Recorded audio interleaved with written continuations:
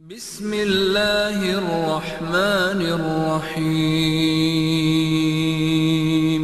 السلام علیکم ناظرین اکرام، امید ہے آپ سب خیر و عافیت کے ساتھ ہوں گے۔ ہم آپ کا صداقت اکیڈمی میں استقبال کرتے ہیں۔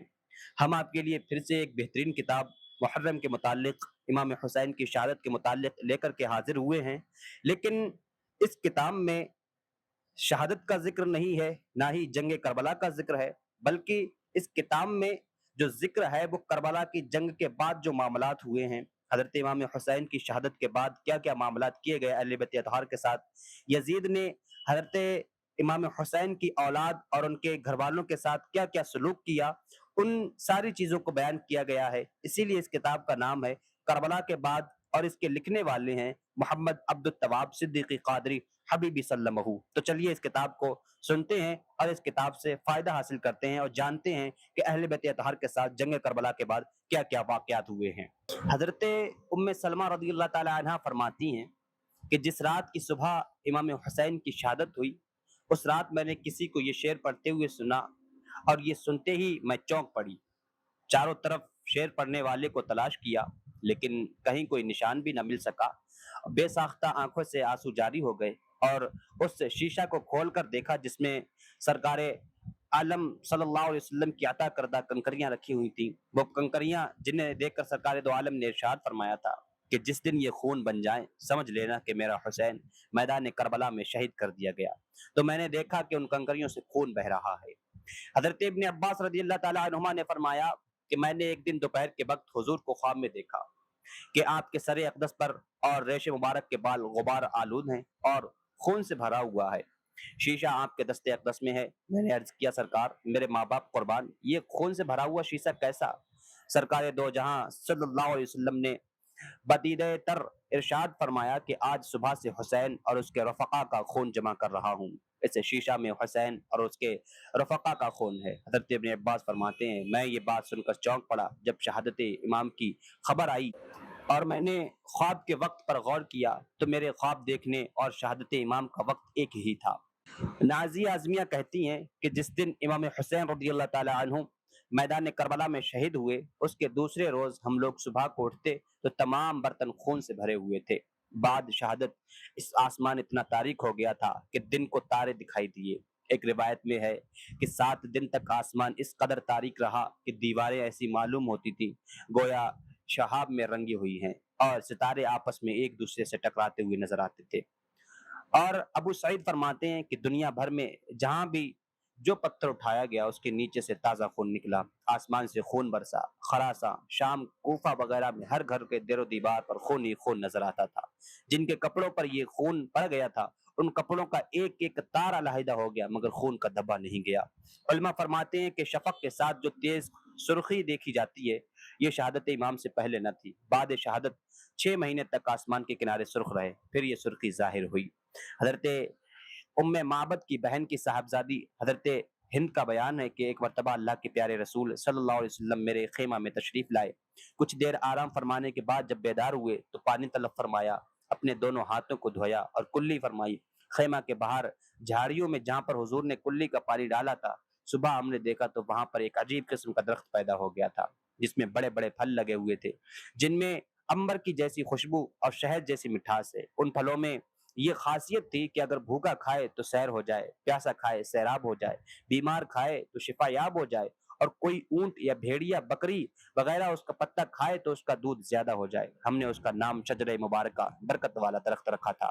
اطراف و جوانب سے کثیر تعداد میں لوگ آتے تھے اور اس سے فیض حاصل کرتے تھے۔ اچانک ایک صبح کو ہم نے دیکھا کہ اس درخت کے تمام پھل گر گئے ہیں اور پتے سوکھے ہوئے ہیں۔ ہم لوگ بہت پریشان ہوئے کہ ایسا کیوں ہوا۔ اتنے میں اطلاع ملی کہ اللہ کے پیارے حبیب صلی اللہ علیہ وسلم کا وصال ہو گیا ہے۔ پھر چند دنوں کے بعد درخت میں نئے پتے آ گئے، پھل بھی لگے مگر کم۔ اس واقعے کے تقریباً 30 برس بعد ایک صبح کو پھر ہم نے دیکھا کہ اس درخت میں تنے سے لے کر اوپر کی شاخ تک کانٹے پیدا ہو گئے ہیں، پھل گر گئے ہیں۔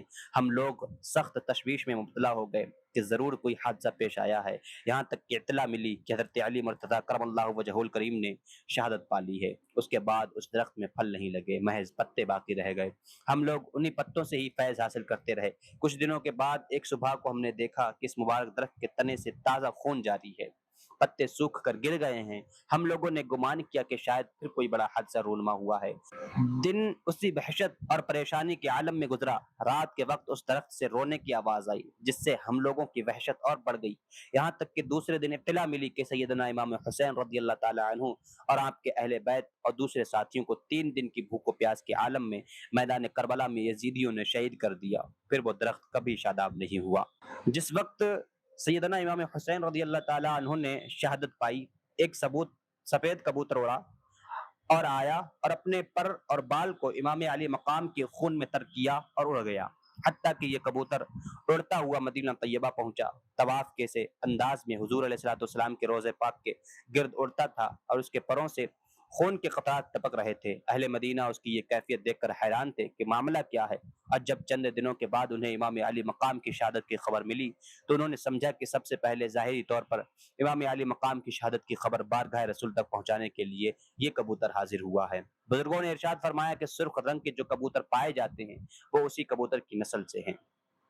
कंजुल गराइब के हवाला से साहिब रौदत शहदा लिखते हैं कि ये एक यहूदी था। उसकी लड़की ज़ाहिरी शक्ल सूरत में बहुत अच्छी थी, लेकिन अचानक वो नाबीना हो गई और हाथों पैरों में कोढ़ का मर्ज लग गया। मोहल्ला पड़ोस के लोग उस लड़की को शदीद नफरत की निगाह से देखते थे। यहाँ तक कि यहूदी अपनी लड़की को लेकर शहर से बाहर एक बाग में मुकीम हो गया। दिन भर शहर में कारोबार करता, शाम को बाग में लड़की के पास आ जाता। एक दिन इत्तेफाक ऐसा हुआ कि यहूदी कारोबार में इतना मसरूफ हुआ कि शाम को बाग में वापस ना आ सका। लड़की ने तन्हा एक दरख्त के नीचे रात गुजारी। सुबह के वक्त लड़की ने करीब ही दूसरे दरख्त पर एक परिंदे की गिरियो आजारी की दर्दनाक आवाज सुनी। ताबे जब्त ना रही, किसी तरह घसीटती हुई उस दरख्त के नीचे पहुंची। अगरचे नाबीना थी, लेकिन अपने सर को ऊपर की जानिब उठाकर रोने वाले परिंदे की जानिब मुतवज्जा हो गई। अचानक उस परिंदे के पर से खून का एक गर्म कतरा उसकी दाहिनी आंख में टपका। उसकी वो आंख रोशन हो गई। फिर खून का एक कतरा उसके दाहिने हाथ पर टपका। वो हाथ दुरुस्त हो गया। लड़की ने ये कैफियत देखकर बायां हाथ फैलाया, उस पर भी एक कतरा टपका। वो हाथ भी दुरुस्त हो गया। इस कतरे खून को लड़की ने अपनी बाईं आंख पर मल लिया। वो आंख भी रोशन हो गई। उसके बाद लड़की ने चंद कतरों को अपने हाथों पैरों पर पूरे बदन पर मल लिया, जिससे वो पूरे तौर पर सेहतयाब हो गई। गोया कोई मर्ज था ही नहीं। अब लड़की उठी और अपने बाप की तलाश में बाग के गिर्द घूमने लगी। इतने में वह यहूदी भी आ गया, लेकिन अपनी लड़की को पहचान ना सका। अजनबी औरत समझकर पूछने लगा, अरे औरत तू कौन है? मैं इस बाग में अपनी एक अपाहिज लड़की को छोड़ गया था, तुझे किस हाल का मालूम है?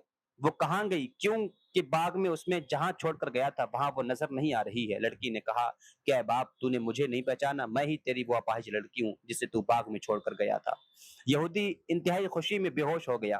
कुछ देर के बाद जब उसे होश आया तो लड़की ने सारा वाकया बयान किया और यहूदी को उसी दरख्त के नीचे ले आई जिस पर वो परिंदा भी अभी तक बैठा हुआ गिरियोजारी कर रहा था। यहूदी ने उस परिंदे की जानिब मुखातिब होकर के कहा, ऐ मुबारक परिंदे, तेरे गिरियोजारी का सबब क्या है और तेरे परों से टपकने वाले ये खून के कतरे कैसे हैं जिनसे ऐसी बरकत का ज़हूर हो रहा है? अल्लाह अज़्ज़ व जल ने उस परिंदे को क़ुव्वत गुवाई अता फरमाई। उसने बहुक्म इलाही कलाम किया कि ऐ यहूदी, हम परिंदों की एक जमात फला जंगल में रहती थी। हमारा मामूल था कि सुबह अपने घोंसलों से उड़कर अतराफो जवानी में चले जाते और दाना पानी हासिल करने के बाद दोपहर तक अपने घोंसलों में वापस आ जाते और जब जो कुछ खाया पिया होता आपस में एक दूसरे को खबर देते। अचानक एक दिन हमने एक निदा सुनी कि नवासे रसूल इमाम हुसैन रज़ी अल्लाह ताला अन्हु ने तपती हुई दोपहर में करबला की सरजमीन पर शहादत का जाम नोश किया है और ऐ परिंदो, तुम दरख्तों के साए में बैठकर आराम कर रहे हो।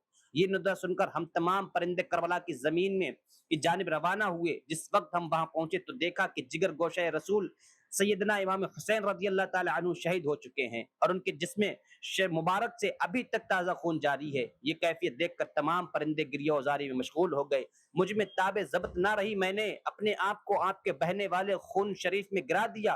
अपने चेहरे और अपने बाल और अपने परों को आपके मुबारक खून में तर किया और वहां से उड़कर मैं यहाँ आ गया हूँ। ये इसी खून शरीफ के पाकीज़ा कतरात हैं जो मेरे परों से टपक रहे हैं और इस खून शरीफ के मुबारक कतरात जहाँ भी टपकते हैं वहाँ खैर और बरकत का ज़हूर होता है। परिंदे की जबान से ये गुफ्तगू सुनकर यहूदी ने कहा, अगर इमाम हुसैन रज़ी अल्लाह ताला अन्हु के नाना जनाब मोहम्मद रसूलुल्लाह सल्लल्लाहु अलैहि वसल्लम हक पर ना होते तो उनके नवासे इमाम हुसैन के खून पाक के कतरों से ऐसी खैरात और बरकत का ज़हूर ना होता और मेरी अपाहिज लड़की को शिफा ना मिलती। चुनांचे यहूदी अपने पूरे घर के साथ मुशर्रफ इस्लाम हो गया और जब कभी भी कोई उसके इस्लाम लाने की वजह पूछता تو اس واقعے کو بہت تفصیل سے بیان کرتا۔ وابل خزاعی کے لڑکے کا بیان ہے کہ انتقال کے وقت میرے باپ کا چہرہ سیاہ ہو گیا، میں نے انتہائی رازداری کے ساتھ بغیر کسی کو اطلاع دیے اسے دفن کر دیا، لیکن اپنے باپ کی یہ کیفیت دیکھ کر میں بہت رنجیدہ اور ملول ہوتا رہا۔ ایک رات میں نے خواب میں دیکھا کہ میرے باپ کی شکل بہت ہی نورانی ہو گئی ہے اور عمدہ سفید نورانی لباس پہنے ہوئے ہیں۔ میں نے پوچھا، اے باپ، اللہ رب العزت نے تیرے ساتھ کیا معاملہ کیا؟ جواب دیا کہ اللہ تعالیٰ نے مجھے بخش دیا ہے۔ میں نے کہا کہ لیکن مرتے وقت تو تیرا چہرہ سیاہ اور زبان گنگ ہو گئی تھی۔ میرے باپ نے جواب دیا کہ شراب پینے کی وجہ سے مرتے وقت میرا چہرہ سیاہ ہو گیا تھا اور زبان گنگ ہو گئی تھی۔ میں قبر میں اسی حالت میں تھا کہ دیکھا اللہ کے پیارے حبیب جناب محمد رسول اللہ صلی اللہ علیہ وسلم تشریف لائے اور مجھے دیکھ کر فرمایا کہ تو وابل ہے۔ میں نے ادب سے عرض کیا، یا رسول اللہ، میں وابل ہی ہوں۔ سرکار دو عالم صلی اللہ علیہ وسلم نے فرمایا کہ میرے جگر گوشے حسین اور دیگر شہدائے کربلا کی شہادت کے متعلق تو نے جو اشعار کہے مجھے اپنی زبان سے سنا۔ سرکار دو عالم صلی اللہ علیہ وسلم کا اتنا فرمانا تھا کہ میری زبان کو گواہی مل گئی اور جو اشعار میں نے شہدائے کربلا سے متعلق کہے تھے انہیں سرکار کو سنایا۔ اللہ کے پیارے حبیب صلی اللہ علیہ وسلم ان اشعار کو سن کر آپ دیدہ ہو گئے اور فرمایا کہ تو نے سچ کہا۔ پھر میری بخشش کی دعا کی جس سے میرا چہرہ روشن ہو گیا اور اپنا لباس مبارک مجھے عطا فرمایا جس سے میں اس وقت پہنے ہوئے ہوں۔ قبیلہ بنی طے کے ایک شخص کا بیان ہے کہ میں نے جنوں کو نوحہ کرتے ہوئے اور یہ کہتے ہوئے سنا، رسول اللہ صلی اللہ علیہ وسلم نے ان کی پیشانی پر بوسہ دیا جس کے رخسار تاباں اور درخشاں ہیں۔ ان کے آباء و اجداد اعلیٰ خاندان سے تعلق رکھتے ہیں۔ جب مدینہ منورہ میں بعض بدبختوں نے خطبہ دیتے ہوئے حضرت امام حسین رضی اللہ تعالیٰ عنہ کی شہادت پر خوشی کا اظہار کیا تو اس شب مدینہ منورہ میں مندرجہ ذیل اشعار سنائی دینے لگے، لیکن ان کا پڑھنے والا نظر نہیں آتا تھا۔ اے امام حسین رضی اللہ تعالیٰ عنہ کو جہالت سے قتل کرنے والوں، تمہیں سخت رسوا کن عذاب کی خوشخبری ہو۔ آسمان میں جتنی بھی مخلوق ہیں، خواہ وہ انبیاء ہوں یا ملائکہ، سب تم پر ہلاکت کی دعا کرتے ہیں۔ تم پر لعنت بزبان سلیمان ابن داؤد و عیسیٰ علیہ السلام جو صاحب انجیل ہیں۔ ابن سعد گلشن فاطمی کو تاراج کرنے کے بعد 12 محرم الحرام تک میدان کربلا میں ٹھہرا رہا۔ اپنے لشکر کے مقتول جہنمیوں کی لاشوں کو جمع کر کے نماز جنازہ پڑھی اور کفن و دفن کی رسم اطمینان سے ادا کی، لیکن اس شقی ازلی کو یہ توفیق نہ ہوئی کہ لاشاہ شہداء کی کفن و دفن کا بھی انتظام کرتا، اور یہ توفیق اسے نصیب بھی کیسے ہوتی جبکہ سخاوت اس کے لیے مقدر ہو چکی تھی۔ نیز خدائے قدیر کو یہ گوارا نہ ہوا کہ میری راہ میں شہید ہوئے میرے ان محبوب بندوں پر یزیدیوں کا کوئی احسان رہے، لہٰذا ابن سعد یا کسی بھی یزیدی کو اس بات کا خیال تک نہ آیا۔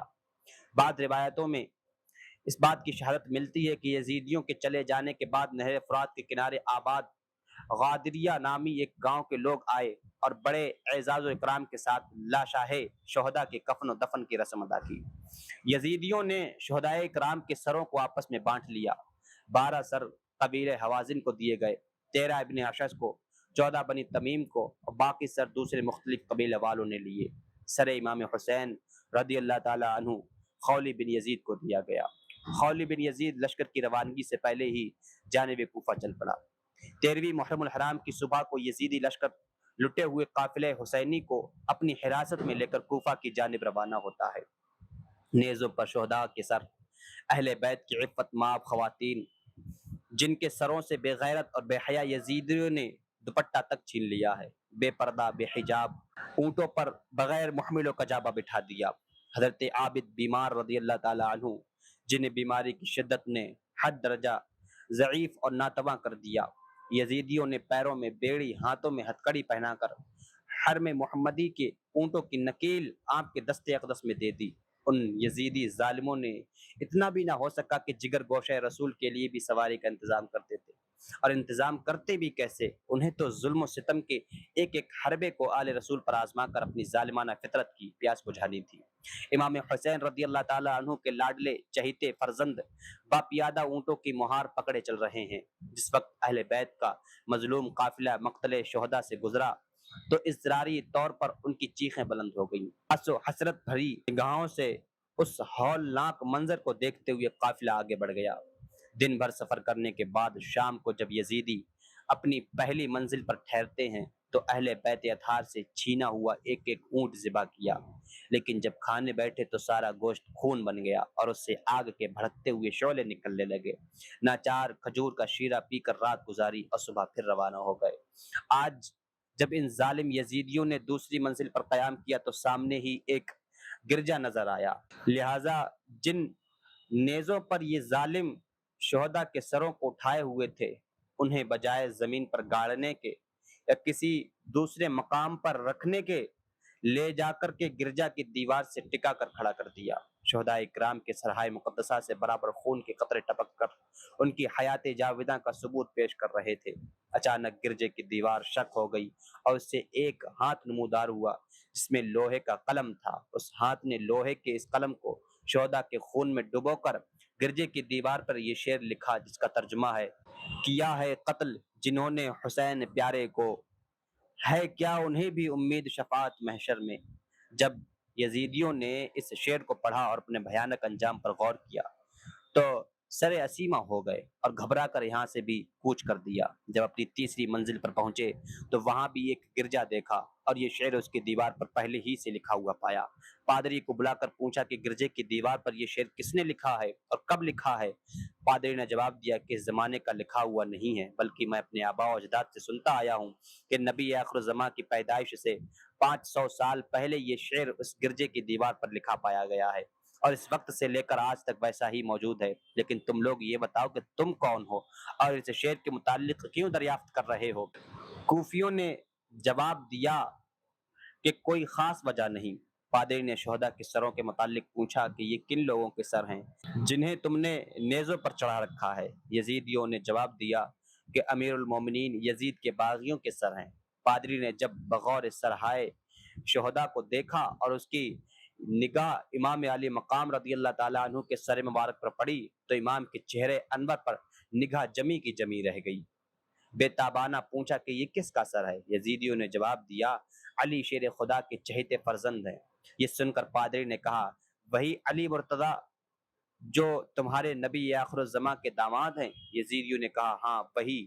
پادری نے بے ساختہ کہا ارے ظالموں، تو صاف کیوں نہیں کہتے یہ تمہارے نبی محترم کے نواسے کا سر ہے؟ کیا الفاظ کے ہیر پھیر سے تم اپنے جرم کو چھپا سکو گے؟ نہیں اور کبھی نہیں۔ یاد رکھو منتقم حقیقی کا انتقام بہت سخت ہے۔ خیر تم نے جو بھی کیا اس کا انجام تمہیں آج نہیں تو کل بھگتنا ہی پڑے گا۔ آج تو تم بہرحال یہاں ٹھہرو گے، اگر مناسب سمجھو تو 10,000 درہم کے عوض رات بھر کے لیے سر مبارک مجھے دے دو، صبح مجھ سے واپس لینے جا۔ دنیا کے کتے یزیدی 10,000 درہم کی پیشکش کو ٹھکرا نہ سکے، اور ٹھکراتے بھی کیسے جبکہ اسی دنیاوی مال و زر کی لالچ میں اپنے دین و عاقبت کو تباہ کر کے برباد کر چکے تھے۔ فوراً راضی ہو گئے اور رات بھر کے لیے امام علی مقام کا سر اقدس اس پادری کے حوالے کر دیا۔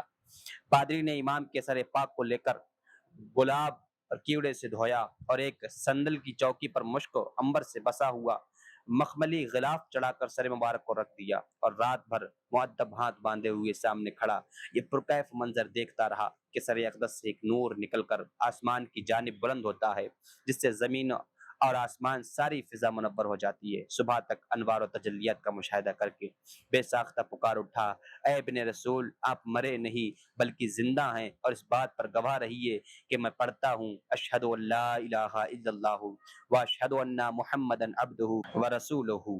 سید امام کی یہ زندہ کرامت نہیں تو اور کیا ہے، جس راہ سے گزر ہو رہا ہے ایمان و اسلام کی دولت بانٹتا جا رہا ہے۔ غیر مسلم حلقہ بگوش اسلام بنتے جا رہے ہیں، لیکن اسلام و ایمان کے دعوے دار ایسے بدقسمت کہ ناپاک و دنیا کے حرص و ہوس میں دین و ایمان کی دولت بے بہا تک لٹا بیٹھے ہیں۔ صبح کو کوفیوں نے اس نو مسلم سے 10,000 درہم لیے اور سر اقدس کو لے کر کوچ کر دیا۔ جب راستے میں ان درہموں کو آپس میں بانٹنا چاہا تو عالم یہ تھا کہ چند درہموں کے علاوہ باقی سب خاک ہو چکے تھے، اور ان بچے ہوئے درہموں میں ایک طرف تو یہ آیت کریمہ منقش تھی ظلم کرنے والوں کے ظلم سے اللہ کو بے خبر نہ سمجھو، اور دوسری طرف یہ آیت کریمہ تحریر تھی، یعنی وہ وقت قریب ہے کہ ظالموں پر کیسی کیسی مصیبتیں پڑیں۔ جس راہ سے یہ بدنہاد کوفی سفر کر رہے تھے اسی راہ میں خولی بن یزید کا گھر تھا۔ جب خولی بن یزید اپنے مکان میں پہنچا تو ایک رات کے لیے اپنے مکان میں ٹھہر گیا۔ امام علی مقام رضی اللہ تعالیٰ عنہ کے سر مبارک کو لے جا کر گھر کے تنور میں رکھ دیا اور اپنی بیوی کو پوچھنے پر جواب دیا کہ ایک شخص یزید کا مخالف ہو گیا تھا، اسی کے مقابلے کے لیے گیا تھا، یہ اسی کا سر ہے۔ خولی کی بیوی ایک عابدہ صالحہ خاتون تھی۔ رات کو تہجد کے لیے اٹھی تو دیکھا تنور سے تیز قسم کی روشنی نکل رہی ہے۔ سوچنے لگی کہ تنور میں آگ کی ایک چنگاری بھی نہ تھی، پھر یہ روشنی کہاں سے آئی ہے؟ ابھی حیرت و تعجب کی یہ کیفیت ختم بھی نہ ہوئی تھی کہ دیکھا چند مقدس بیویاں آئیں اور تنور سے ایک سر نکالا۔ خولی کی بیوی نے غور سے دیکھا تو وہ نورانی شعائیں اسی سر انور سے نکل رہی تھیں۔ ان آنے والی مقدس خواتین نے سر پاک کو مشک و گلاب سے غسل دیا اور بڑی شفقت و محبت کے ساتھ ایک خاتون محترم نے سر کو اپنے سینے سے لگا لیا اور آنکھوں سے آنسوؤں کی دھار پھوٹ پڑی۔ اس کے بعد فرمایا، اے میرے لخت جگر، اے میرے شہید مظلوم، حق تعالیٰ بروز محشر تیرے خون ناحق کا انصاف فرمائے گا، اور میرے ہاتھوں سے اس وقت تک عرش رب کا کنگرا نہ چھوٹے گا جب تک میں تیرا پورا پورا خون بہا نہ لے لوں گی۔ کچھ دیر کے بعد وہ محترم خواتین سر مبارک کو تنور میں رکھ کر واپس چلی گئیں اور سر مبارک کی وہ نورانی شعائیں بھی ختم ہو گئیں۔ یہ منظر دیکھنے کے بعد خولی کی بیوی فوراً اٹھی اور تنور سے سر مبارک کو باہر نکال کر غور سے دیکھنے لگی۔ چونکہ بارہا امام علی مقام کی زیارت کا شرف حاصل کر چکی تھی، پہچان لیا کہ یہ تو جگر گوشہ فاطمہ زہرا کا سر مبارک ہے۔ ایک چیخ ماری اور بے ہوش ہو کر گر پڑی اور بے ہوشی کا عالم میں دیکھتی ہیں کیا کہ چند بزرگ تشریف لائے ہیں اور فرماتے ہیں، اے عفیفہ، ہراساں نہ ہو، جرم تیرے شوہر نے کیا ہے، بعض پرس اس سے ہوگی تو اس سے بری ہے۔ خولی کی بیوی نے پوچھا کہ ابھی جو خواتین محترم آئی تھیں وہ کون ہیں؟ جواب ملا کہ باری باری سر کو سینے سے لگانے والی سیدہ فاطمہ اور حضرت خدیجۃ الکبریٰ تھیں، اور زار و قطار رونے والی حضرت صدیقہ اور حضرت مریم بنت عمران تھیں۔ اس کے بعد ہی فوراً خولی کی بیوی کو ہوش آ گیا۔ سر اقدس کو انتہائی تعظیم و تکریم سے ایک بلند مقام پر رکھ کر اپنے شوہر کو جگایا اور کہا، اے سیاہ وقت، تو نے کیا کہا تھا کہ یزید کے ایک باغی کے مقابلے کے لیے گیا تھا، یہ اسی کا سر ہے؟ صاف کیوں نہیں کہہ دیتا کہ اپنی سخاوت ازلی کی وجہ سے جگر گوشہ رسول کے مقابل میں گیا تھا اور یہ انہی کا سر ہے؟ کان کھول کر سن لے کہ تجھ سے اب میرا کوئی واسطہ نہیں، میں دنیا و آخرت دونوں جگہ تجھ سے بیزار ہوں۔ یہ کہہ کر چادر اوڑھی اور گھر سے باہر نکل گئی۔ پھر کسی کو یہ نہ معلوم ہو سکا کہ وہ کہاں گئی۔ غرض یہ کہ مختلف منزلیں طے کرتا ہوا اہل بیت اطہار کا 12 افراد کا لٹا ہوا قافلہ اشقیاء کوفہ کی حراست میں کوفہ پہنچ جاتا ہے۔ اہل کوفہ نے اپنے شہر کے کوچوں و بازار میں آنے والے باوقار معزز مہمانوں کی علم انگیز مظلومیت کا نظارہ کن آنکھوں سے دیکھا ہوگا اور کس دل سے برداشت کیا، یہ ایک دردناک داستان ہے۔ گورنر کوفہ ابن زیاد اپنے دارالامارہ کو آراستہ کیے ہوئے پوری رعونت کے ساتھ صدر مجلس بنا بیٹھا تھا۔ اہل بیت اطہار کو قیدیوں کی طرح بھرے دربار میں بلاتا ہے۔ میدان کربلا میں شمر ابن سعد، خولی، سنان ابن انس وغیرہ خاندان نبوت کی عزت آبرو سے کھیل چکے تھے اور اب ابن زیاد کی باری تھی۔ امام علی مقام کا سر مبارک ابن زیاد کے سامنے رکھا ہوا ہے۔ ظالم انتہائی خوشی کے عالم میں کہتا ہے، خدا کا شکر ہے کہ ہم نے دشمنوں پر فتح پا لی، ہمارے دشمنوں پر اللہ نے سختی ڈالی، باطل مٹ گیا اور حق غالب رہا۔ حضرت زینب رضی اللہ تعالی عنہ ابن زیاد کی ان باتوں کی تاب نہ لا سکیں اور برجستہ فرمایا، تمام تعریفیں اللہ جل مجدہ کے لیے جس نے محمد صلی اللہ علیہ وسلم کے ذریعہ ہمیں معزز و مکرم کیا اور ہماری خوب تطہیر فرمائی۔ بے حیا ابن زیاد نے پھر اہل بیت اطہار کو مخا کیا اور کمال بے شرمی سے کہا، تم نے اللہ تبارک و تعالیٰ کی قدرت دیکھی؟ حضرت زینب رضی اللہ تعالیٰ عنہ نے جواب دیا، ان قریب اللہ تعالیٰ ہم کو اور تم کو جمع کر کے انصاف فرمائے گا۔ ساتھ ہی ساتھ ابن زیاد کی فضول بکواس پر حضرت امام زین العابدین رضی اللہ تعالیٰ عنہ کا جذبہ صدق گوئی پھر سے ابھر آیا۔ آپ نے ظالم کو مخاطب کر کے فرمایا، او ابن مرجانہ، کہ تیرا دل اور تیرا ضمیر بھی تیرے اس جھوٹے قول کی تصدیق کر رہا ہے کہ معاذ اللہ حسین باطل پرست تھے اور یزید صدق پر ہے، حق پرست ہے؟ کہ شرم و غیرت نام کی کوئی چیز بھی تیرے پاس باقی نہیں رہی؟ افسوس تیری تیرگی عقل پر کہ وہ حسین جو وفادار خدا اور رسول ہیں ان کو باطل پرست کہے اور اس یزید کو جو خدا اور رسول کا باغی ہے حق پرست کہے۔ ابن زیاد اس راست گوئی کی تلخی کو برداشت نہ کر سکا اور فریفتہ ہو کر کے پوچھا، یہ کون ہے؟ کسی نے کہا یہ امام حسین رضی اللہ تعالیٰ عنہ کے صاحبزادے ہیں۔ ابن زیاد نے سفاکانہ لہجے میں کہا کہ میں خاندان حسین میں کسی مرد کو زندہ نہیں دیکھنا چاہتا، انہیں بھی لے جا کر کے قتل کر دو۔ कोतवाल शहर इस नियत से आगे बढ़ा कि हजरत इमाम ज़ैनुल आबिदीन रज़ी अल्लाह ताला अन्हु को किला के बाहर ले जाकर शहीद कर दे। इतने में हजरत ज़ैनब रज़ी अल्लाह ताला अन्हा आगे बढ़ी और लख्ते जिगर इमाम हुसैन को अपनी आगोश में लेकर फरमाया, इब्ने ज़ियाद, अगर ज़ैनुल आबिदीन को कत्ल करना है तो पहले हम सब खवातीन अहले बैत को कत्ल कर दे, क्योंकि नस्ल फातिमा से यही एक लड़का है जो हमारा मुहरिम है। नेज़ इसी मजमा में अब्दुल्ला बिन अफीफ नामी एक सहाबी भी मौजूद थे। पुकार उठे, इब्ने ज़ियाद, बजाय इसके कि अपने किए पर शर्मिंदा हो, खुशी और मसरत का इजहार कर रहा है और नस्ल हुसैन की आखिरी शमा को भी गुल कर देना चाहता है। खबरदार खबरदार, इमाम ज़ैनुल आबिदीन के कत्ल का इरादा न करना, वरना तेरा बुरा अंजाम और अहले कूफा अभी इस भरे मजमे में देखेंगे। इब्ने ज़ियाद जानता था कि अब्दुल्ला बिन अफीफ का गिरोह इलाका शाम में बहुत बड़ा है, लिहाजा खामोशी ही में आफियत समझी। अब इसके बाद इब्ने ज़ियाद ने एक छड़ी उठाई और इमाम हुसैन रज़ी अल्लाह ताला अन्हु के सर मुबारक की जानिब देख करके गुस्ताखाना अंदाज में हंसते हुए छड़ी से लबहाए मुबारक पर ज़र्ब लगाने लगा और चाहा कि मुंह के अंदर छड़ी दाखिल करके दंदाने मुबारक को शहीद कर दे। हजरत ज़ैद इब्ने अरकम रज़ी अल्लाह ताला अन्हु इब्ने ज़ियाद की इस गुस्ताखाना जसारत को देखकर चीख पड़े और फरमाया, ए खबीस! इब्ने ज़ियाद, लबहाए मुबारक से फौरन अपनी नापाक छड़ी हटा ले। रब्बे काबा की कसम, मैंने बारहा हुजूर सरवरे कायनात सल्लल्लाहु अलैहि वसल्लम को इन पाक लबों को चूमते हुए देखा है। ये सुनकर इब्ने ज़ियाद गुस्से से पागल हो गया और कहा, तुम्हारी दईफी देखकर रहम आता है, वरना अभी गर्दन मार देता। हजरत ज़ैद इब्ने अरकम रज़ी अल्लाह ताला अन्हु ने कहा, जब तुझे आले रसूल पर रहम ना आया तो मुझ पर क्या रहम करेगा। और ऐ इब्ने ज़ियाद, एक गुस्सा दिलाने वाली बात और भी सुन ले। मैंने बारहा हुजूर को देखा है कि एक जानू पर हज़रत इमाम हसन और दूसरे जानू पर सैयदना इमाम हुसैन रज़ी अल्लाह ताला अन्हुमा को बिठाए दोनों शहजादों के सरों पर अपना दस्ते अक़दस फेरते जा रहे हैं और इरशाद फरमाते जा रहे हैं, या इलाही, मैंने तेरे पास और तेरे मोमिनीन सालिहीन के पास ये दोनों अमानतें सुपुर्द कर दी हैं। तो ऐ इब्ने ज़ियाद, तूने अमानत रसूल सल्लल्लाहु अलैहि वसल्लम के साथ जो बुरा सलूक किया, और ऐ इब्ने ज़ियाद के साथियों, तुमने फातिमा ज़हरा के चहते फर्जंद हुसैन को कत्ल किया और इब्ने ज़ियाद जैसे जालिम को अपना सरदार बना लिया। अल्लाह ताला तुमसे कभी राजी ना होगा। इब्ने ज़ियाद इन सच्ची बातों से चिराग पा हो गया और जब कोई तदबीर न सूझी तो खिफ़त मिटाने के लिए मिंबर पर चढ़ गया और कहने लगा, अल्लाह ताला का शुक्र है जिसने हक को जाहिर किया और अमीरुल मोमिनीन यजीद और उनकी फौज को फतह और कामरानी से नवाजा और काजिब बिन काजिब को कत्ल किया।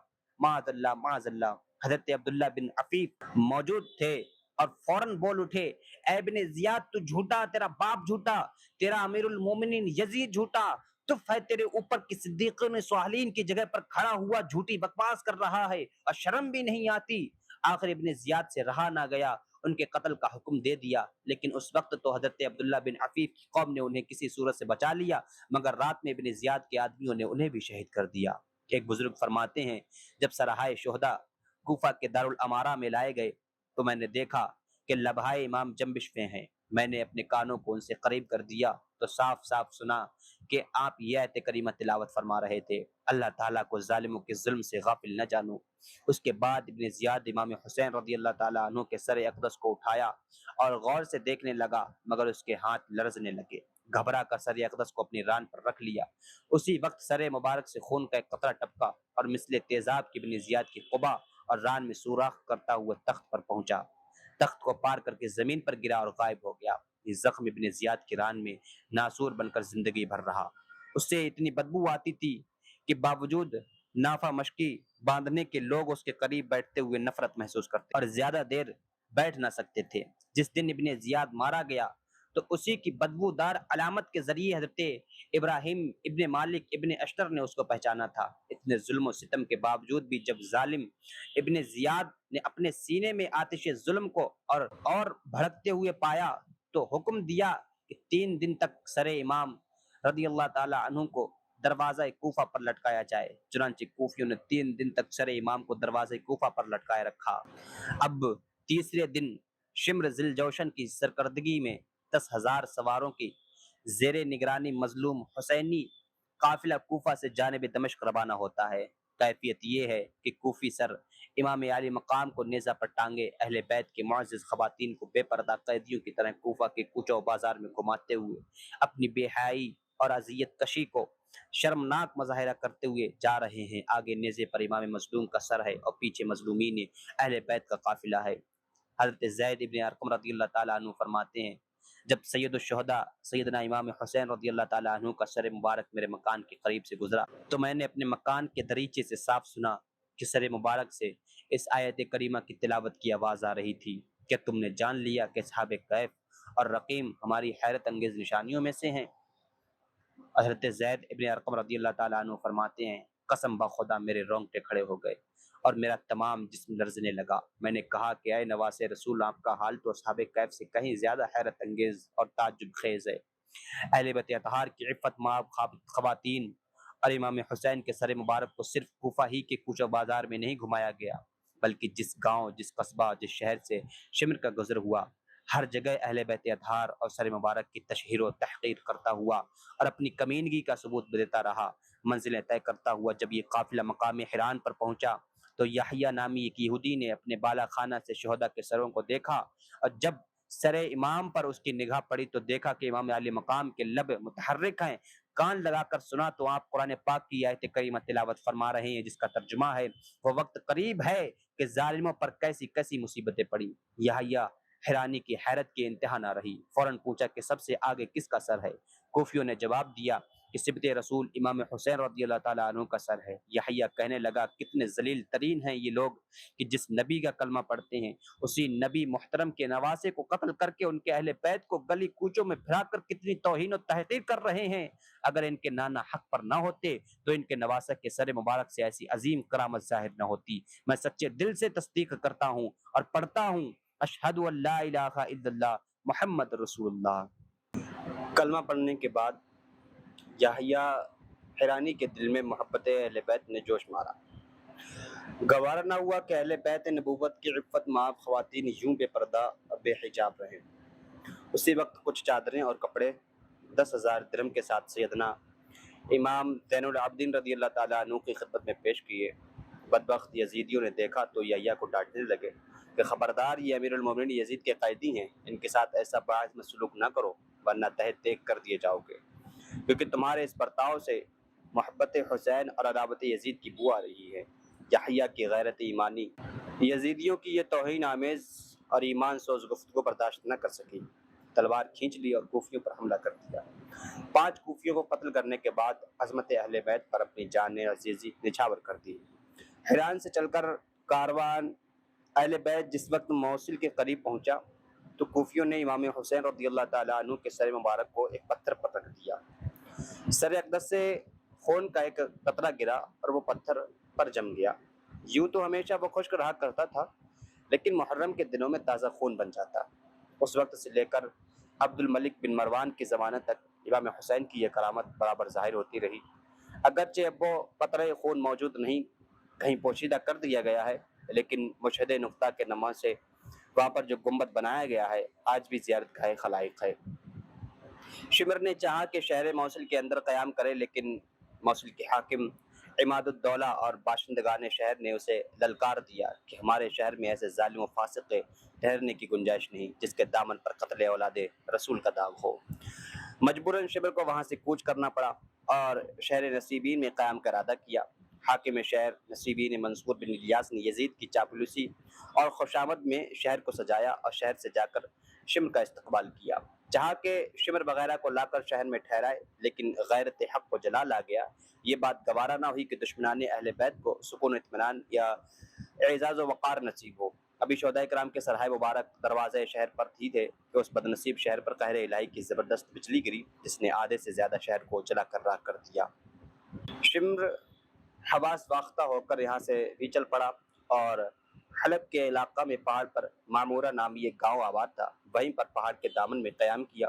شہر معمورہ کے رئیس عزیز نے قافلہ کی آمد کی خبر پائی لیکن کوئی توجہ نہ کی۔ رات کو جب سویا تو خواب میں دیکھتا کیا ہے کہ حضرت موسیٰ کلیم اللہ، حضرت ہارون علیہ السلام تشریف فرما ہے اور زار و قطار رو رہے ہیں۔ مؤدبانہ عرض کیا، اے اللہ کے کلیم، اس اشک باری کا سبب کیا ہے؟ حضرت موسیٰ کلیم اللہ نے فرمایا، عزیز پیغمبر آخر زمان کے لخت جگر جناب امام حسین کو یزیدیوں نے میدان کربلا میں شہید کیا ہے۔ اس دامن کوہ میں وہی مظلوم حسینی قافلہ ٹھہرا ہوا ہے۔ اس قافلے کے ساتھ امام حسین کا سر مبارک اور ان کے رفاقت میں شہید ہونے والے دوسرے شہداء کے بھی سر ہیں۔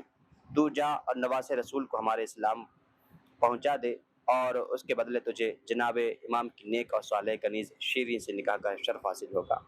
ضروری معلوم ہوتا ہے کہ آگے کے واقعات پیش کرنے سے پہلے حضرت شیریں کے متعلق ایک مختصر تشریح کر دی جائے تاکہ واقعات کو سمجھنے میں آسانی ہو جائے۔ حضرت شیریں کون ہے؟ سیدنا عمر فاروق رضی اللہ تعالیٰ عنہ کے دور خلافت میں جس وقت ایران فتح ہوا تھا تو مال غنیمت کے ساتھ شاہ ایران یزدجرد کی بلند اقبال صاحبزادی حضرت شہر بانو بھی مدینہ منورہ لائی گئیں۔ سیدنا فاروق اعظم نے ان کے خاندانی افتخار کا خیال رکھتے ہوئے فرمایا کہ تقاضائے انصاف یہ ہے کہ شہزادی ایران کا شہزاد رسول امام حسین سے عقد کر دیا جائے تاکہ حضرت شہر بانو کے عظمت و وقار میں چار چاند لگ جائیں۔ جب حضرت شہر بانو کو زوجیت امام میں آنے کا شرف حاصل ہوا تو اس خوشی میں اپنے ساتھ آنے والی 100 کنیزوں میں سے 50 کو آزاد فرما دیا، اور جب حضرت امام زین العابدین رضی اللہ تعالیٰ عنہ کی ولادت و سعادت ہوئی تو اس نعمت کے ملنے پر اظہار تشکر و اطمینان کرتے ہوئے چند اور کنیزوں کو آزاد فرما دیا۔ باقی بچنے والی کنیزوں میں سے حضرت شیریں بھی ایک تھی۔ ایک دن سیدنا امام حسین رضی اللہ تعالیٰ عنہ اور نے دوران گفتگو میں جناب شیریں کے حسن و جمال کی تعریف کی تو حضرت شہر بانو کو خیال آیا کہ شاید امام علی مقام شیریں کو زیادہ پسند فرماتے ہیں۔ آپ نے انہیں لا کر خدمت اقدس میں حاضر کر دیا اور عرض کیا کہ میں شیریں کو حضور کی نظر کرتی ہوں۔ امام علی مقام نے فرمایا کہ تمہاری نظر مجھے قبول ہے اور میں اب شیریں کو آزاد کرتا ہوں۔ اسی وقت حضرت شہر بانو نے ایک عمدہ جوڑا لا کر شیریں کو پہنایا۔ سیدنا امام حسین نے پوچھا کہ شہر بانو، تم نے اتنی کنیزیں آزاد کی لیکن ان میں سے کسی کے ساتھ ایسا اعزازی سلوک نہ کیا، لیکن شیریں کے ساتھ یہ خوبصورت کیوں؟ آپ نے عرض کیا، ان کو میں نے آزاد کیا تھا اور شیریں کو آپ نے۔ میں نے چاہا کہ میری آزاد کردہ کنیزوں اور آپ کی آزاد کردہ کنیزوں میں ایک اعزازی امتیاز باقی رہے۔ شیریں کو حضرت امام حسن رضی اللہ تعالیٰ عنہ نے آزاد تو فرما دیا تھا، لیکن جناب شیریں نے خاتمہ کی حیثیت سے قدم امام سے لپٹی رہنے میں ہی اپنی سعادت جانی، چنانچہ مدینہ منورہ کی راحت گاہ سے کربلا کے میدان گاہ تک دامن امام کو نہیں چھوڑا، اور جب سیدوں کا لٹا ہوا قافلہ کربلا سے کوفہ اور کوفہ سے شام کو جا رہا تھا تو حضرت شیریں بھی اسی مظلوم قافلے کے ساتھ تھیں۔ چنانچہ جب شہر معمورہ کے نزدیک پہاڑ کے دامن میں یہ قافلہ ٹھہرا ہوا تھا تو شیریں نے چاہا کہ کوفیوں کی حریص نگاہوں سے میں نے اپنے جو زیور بچا لیے ہیں انہیں شہر میں بیچ کر کچھ کپڑے خرید لاؤں جس سے حرم محترم کی خواتین معظم کی پردہ پوشی ہو سکے۔ چنانچہ ادھر حضرت شیریں اس خیال کے تحت جانب شہر روانہ ہوتی ہیں۔ ادھر شہر معمورہ کا رئیس عزیز یہودی خواب سے بیدار ہو کر اور بیش قیمت کپڑے وغیرہ لے کر قافلے میں آنے کے لیے روانہ ہوتا ہے۔ شیریں اور عزیز دونوں ایک ساتھ ہی شہر معمورہ کے دروازے پر پہنچتے ہیں۔ دروازہ اندر سے بند تھا۔ جیسے ہی حضرت شیریں نے دستک دی، عزیز یہودی نے فوراً ہی اندر سے جواب دیا کہ شیریں ٹھہرو، میں دروازہ کھولتا ہوں۔ جب دروازہ کھولا تو حضرت شیریں نے عزیز یہودی سے پوچھا کہ تم نے میرا نام کیسے جانا اور تمہیں یہ کس طرح معلوم ہوا کہ دستک دینے والی میں ہی ہوں؟ عزیز یہودی نے اپنے خواب کا پورا واقعہ بیان کر دیا اور شیریں کے ساتھ حضرت امام زین العابدین رضی اللہ تعالیٰ عنہ کی خدمت اقدس میں حاضر ہو کر نظر گزاری اور مشرف اسلام ہوا۔ رئیس شہر معمورہ عزیزی یہودی کے مسلمان ہوتے ہی باشندگان شہر معمورہ بھی مسلمان ہو گئے۔ پورا شہر معمورہ اسلام کی روشنی سے جگمگا اٹھا۔ سیدنا امام زین العابدین رضی اللہ تعالیٰ عنہ نے فرمایا کہ عزیز، تم نے ہمارے اہل بیت کے ساتھ احسان کیا ہے، لہٰذا اس کے بدلے میں ہم نواز رسول کی آزاد کردہ کنیز شیریں سے تمہارا عقد کیے دیتے ہیں۔ چنانچہ اسی وقت اسی مجلس میں شیریں اور عزیز کی عقد کی رسم ادا کی گئی۔ شہر معمورہ سے کوچ کرنے کے بعد شمر نے حکم دیا کہ دن میں تو شہداء کے سروں کو نیزوں پر رکھا جائے، لیکن رات میں صندوقوں میں رکھ کر تالے لگا دیے جائیں اور 50 محافظین رات پر پہرا دیتے رہیں۔ انہی محافظین میں سے ابو الخنوق نامی ایک شخص نے بیان دیا کہ ایک دن ہم لوگ جنگل میں ٹھہرے ہوئے تھے، رات کافی گزر چکی تھی، ہمارے ساتھ پہرا دینے والے تمام لوگ سو چکے تھے، لیکن میں تنہا جاگ رہا تھا۔ نہ جانے کیوں نیند ہی نہ آ رہی تھی کہ اچانک میں نے ایک ہیبت ناک آواز سنی اور اس کے بعد دیکھا کہ ایک وجہی شخص جس کا رنگ گندمی اور سفید لباس پہنے آسمان سے اترے، سر مبارک امام حسین رضی اللہ تعالیٰ عنہ کو صندوق سے نکالا اور سینے سے لگا کر بہت روئے۔ میں نے چاہا کہ ان کے ہاتھ سے سر امام چھین لوں کہ اچانک کسی نے پرجلال آواز میں للکارا اور کہا کہ خبردار، یہ حضرت آدم صفی اللہ ہے۔ ابو الخنوق کہتا ہے میں خوف زدہ ہو کر ٹھہر گیا، اتنے میں پھر آواز آئی یہ نوح نجی اللہ ہے۔ اس کے بعد حضرت ابراہیم خلیل اللہ اور حضرت اسماعیل ذبیح اللہ نیز دیگر انبیاء کرام تشریف لائے۔ آخر میں حضور سید الکونین جناب محمد رسول اللہ صلی اللہ علیہ وسلم تشریف فرما ہوئے۔ تمام انبیاء کرام نے یہ کے بعد دیگرے سیدنا امام حسین رضی اللہ تعالیٰ عنہ کے سر مبارک کو چوما اور سینے سے لگایا۔ اس کے بعد ایک نورانی کرسی بچھائی گئی جس پر سرکار دو عالم تشریف فرما ہوئے اور تمام انبیاء کرام گرد و پیش مؤدب کھڑے ہو گئے۔ اب ایک فرشتہ آیا جس کے ایک ہاتھ میں تلوار اور گرز آتشین تھا، اس نے بڑھ کر میرا ہاتھ پکڑا۔ میں نے فریاد کی یا رسول اللہ، میں تو سرکار کی غلاموں میں سے ہوں، یہ لوگ جبرن مجھے پکڑ لائے ہیں۔ لیکن یہ کہتے کہتے اس فرشتے نے مجھے ایک تماچا مار ہی دیا۔ پھر حضور نے فرمایا کہ اب اسے چھوڑ دو، لیکن میں مارے ہیبت کے بے ہوش ہو گیا۔ صبح کو جب ہوش آیا تو دیکھتا ہوں کہ لوگ محافظوں کو تلاش کر رہے ہیں، لیکن جہاں پر جو محافظ سویا تھا وہاں سوائے راکھ کے ڈھیر کے اور کچھ نہ تھا۔ ابو الخنوق نے جب شمر کے سامنے اس واقعے کو بیان کیا تو شمر نے دیکھا کہ واقعی جس رخسار پر فرشتے نے تماچا مارا تھا وہ بالکل سیاہ تھا۔ اسی وقت ابو الخنوق نے ایک پرزور آہ کی اور گر کر مر گیا۔ شمر اس واقعے سے اتنا گھبرایا کہ فوراً کوچ کا حکم دے دیا۔ راستے میں معلوم ہوا کہ مسیب بن قعقاع کا ڈاکہ ہے کہ شب خون مار کر شہداء کے سروں کو چھین لے۔ رات ہوئی، ایک گرجا کے قریب قیام کیا اور تمام سروں کو صندوقوں میں مکفل کرا کے ماں تمام اہل بیت و اطہار کے گرجے میں بھیج دیا۔ گرجے کے پادری نے صندوق کو ایک کمرے میں بند کر تالا ڈال دیا اور اسی کمرے کے قریب دوسرے کمرے میں اہل بیت اطہار کو ٹھہرا دیا۔ ابو سعید دمشقی کا بیان ہے کہ چونکہ ابو الخنوق کے واقعے سے سبھی ڈرے ہوئے تھے، سروں کی حفاظت کے لیے کوئی تیار نہ ہوا، لہذا گرجے کے پادری کو سروں کی حفاظت کے لیے متعین کر دیا۔ پادری نے پوری رات اسی حجرے کے قریب گزار دی جس میں شہداء کے سر رکھے ہوئے تھے۔ جب رات کا کچھ حصہ گزر گیا تو راہب نے دیکھا کہ پورا کمرہ اچانک روشنی سے بھر گیا اور اتنی تیز روشنی کہ آنکھیں ٹھہرنے کا نام نہیں لیتی تھیں، خیرہ ہو جاتی تھیں۔ پادری نے ایک کھڑکی سے کمرے میں جھانکا تو دیکھتا ہے کہ آسمان کی چھت شق ہے اور کچھ محافہ زرین خوبصورت عورتوں کے جھرمٹ میں آسمان سے اتر رہی ہیں۔ آواز آئی، ہے پادری کھڑکی سے دور ہٹ جا، کہ یہ خواتین عفت مآب وہ ہیں جن کی عفت و عظمت پر فرشتوں کو بھی رشک آتا ہے۔ پادری کھڑکی سے الگ ہٹ جاتا ہے مگر آوازیں برابر سنتا رہا کہ حضرت حوا تشریف لا رہی ہیں، یہ حضرت سارہ، یہ حضرت صفورہ، یہ حضرت آسیہ، یہ حضرت خدیجۃ الکبریٰ تشریف لا رہی ہیں۔ آخر میں حضرت سیدنا فاطمہ رضی اللہ تعالی عنہ تشریف لائی۔ ان آنے والی خاتونان محترم نے مختلف انداز میں اپنے اپنے غم و افسوس کا اظہار کیا۔ مختلف قسم کے مرثیے پڑھے گئے۔ پادری نے دوبارہ پھر جھانک کر دیکھنا چاہا تو کچھ نہ دیکھ سکا۔ ایک حجاب نورانی حائل تھا، تاب نہ لے سکا، اس کی نورانیت کی وجہ سے بے ہوش ہو کر گر پڑا۔ جب ہوش آیا تو نہ وہ روشنی تھی اور نہ وہ حجابات نورانی، صرف یہ نظر آیا کہ کمرے کا تالا ٹوٹا ہوا الگ پڑا ہے اور جن صندوقوں میں شہداء کے سر تھے وہ کھلے ہوئے ہیں۔ پادری پر ایک اضطراری کیفیت ہی طاری ہو گئی۔ اسی عالم میں اٹھا، سر امام علی مقام کو صندوق سے باہر نکالا اور مشک عنبر سے بسا کر ایک پاکیزہ مسلح پر ادب و احترام کے ساتھ رکھ دیا اور دروازے انتہائی ادب کے ساتھ سامنے بیٹھ کر عرض کرنے لگا، اے ابن رسول، میں جان گیا کہ آپ ان لوگوں میں سے ہیں جن کے اوصاف کا تذکرہ تورات و انجیل میں ہے۔ آپ کو قسم ہے خدائے بزرگ و برتر کی، مجھے حقیقت حال سے آگاہ فرمائیے۔ پادری اتنا کہنے پر لبھائے مبارک کو چنبش ہوئی اور فرمایا، میں مظلوم و غم و زدہ اور غریب الدیار ہوں۔ میں نبی مصطفیٰ کا لاڈلا بیٹا اور علی مرتضیٰ کرم اللہ وجہہ کا چہیتا فرزند ہوں۔ پادری نے جب یہ بات سنی تو اپنے متعلقین کو بلا کر ساری کیفیت بیان کی اور انہی کے سامنے اپنی زنار توڑ کر بآواز بلند پڑھتا ہے، اشہد ان لا الہ الا اللہ و اشہد ان محمد رسول اللہ۔ راہب کا کلمہ پڑھنا تھا کہ اس کے تمام ساتھیوں نے زناریں توڑ ڈالی اور حلقہ بگوش اسلام بن گیا۔ پادری نے پھر سر امام سے مخاطب ہو کر عرض کیا کہ اگر حضور اجازت مرحمت فرمائیں تو میں اپنے متعلقین کو ساتھ لے کر شمر کو اس کے کیفر کردار تک پہنچا دوں۔ سر امام صاحب آواز آئی، مشیت الہی کچھ اور ہے، وقت کا انتظار کر، بہت جلدی اپنے برے انجام کو پہنچیں گے۔ غرض یہ کہ کوفہ سے شام تک کے سفر میں ایسے حیرت انگیز کتنے واقعات ظہور میں آئے ہیں اور نہ جانے کتنی کرامتوں کا مشاہدہ ہزاروں انسانوں نے کیا۔ یزید کو جب اطلاع ملی کہ سیدوں کا لٹا ہوا قافلہ تھوڑی ہی دیر میں قصر عمارت میں پہنچنے والا ہے تو اس نے قصر عمارت کو آراستہ کر کے ایک دلہن کی طرح سجا دیا اور شان فرعونیت کے ساتھ تخت پر بیٹھ کر مظلومین اہل بیت کا انتظار کرنے لگا۔ ادھر تو یزید اپنی شان و شوکت ظاہر کرنے کی تیاری میں مصروف ہے اور ادھر قافلہ حسینی دمشق کے کوچوں بازار سے گزرتا ہوا قصر عمارت کی جانب چلا آ رہا ہے۔ اہل دمشق تماشائی بے نیزوں پر چڑھے ہوئے شہداء کے سروں اور حیرت و استجابت کے عالم میں دیکھ رہے ہیں۔ قافلہ جوں جوں قصر عمارت کی جانب بڑھتا جاتا ہے، مجمع میں بھی اضافہ ہوتا جاتا ہے۔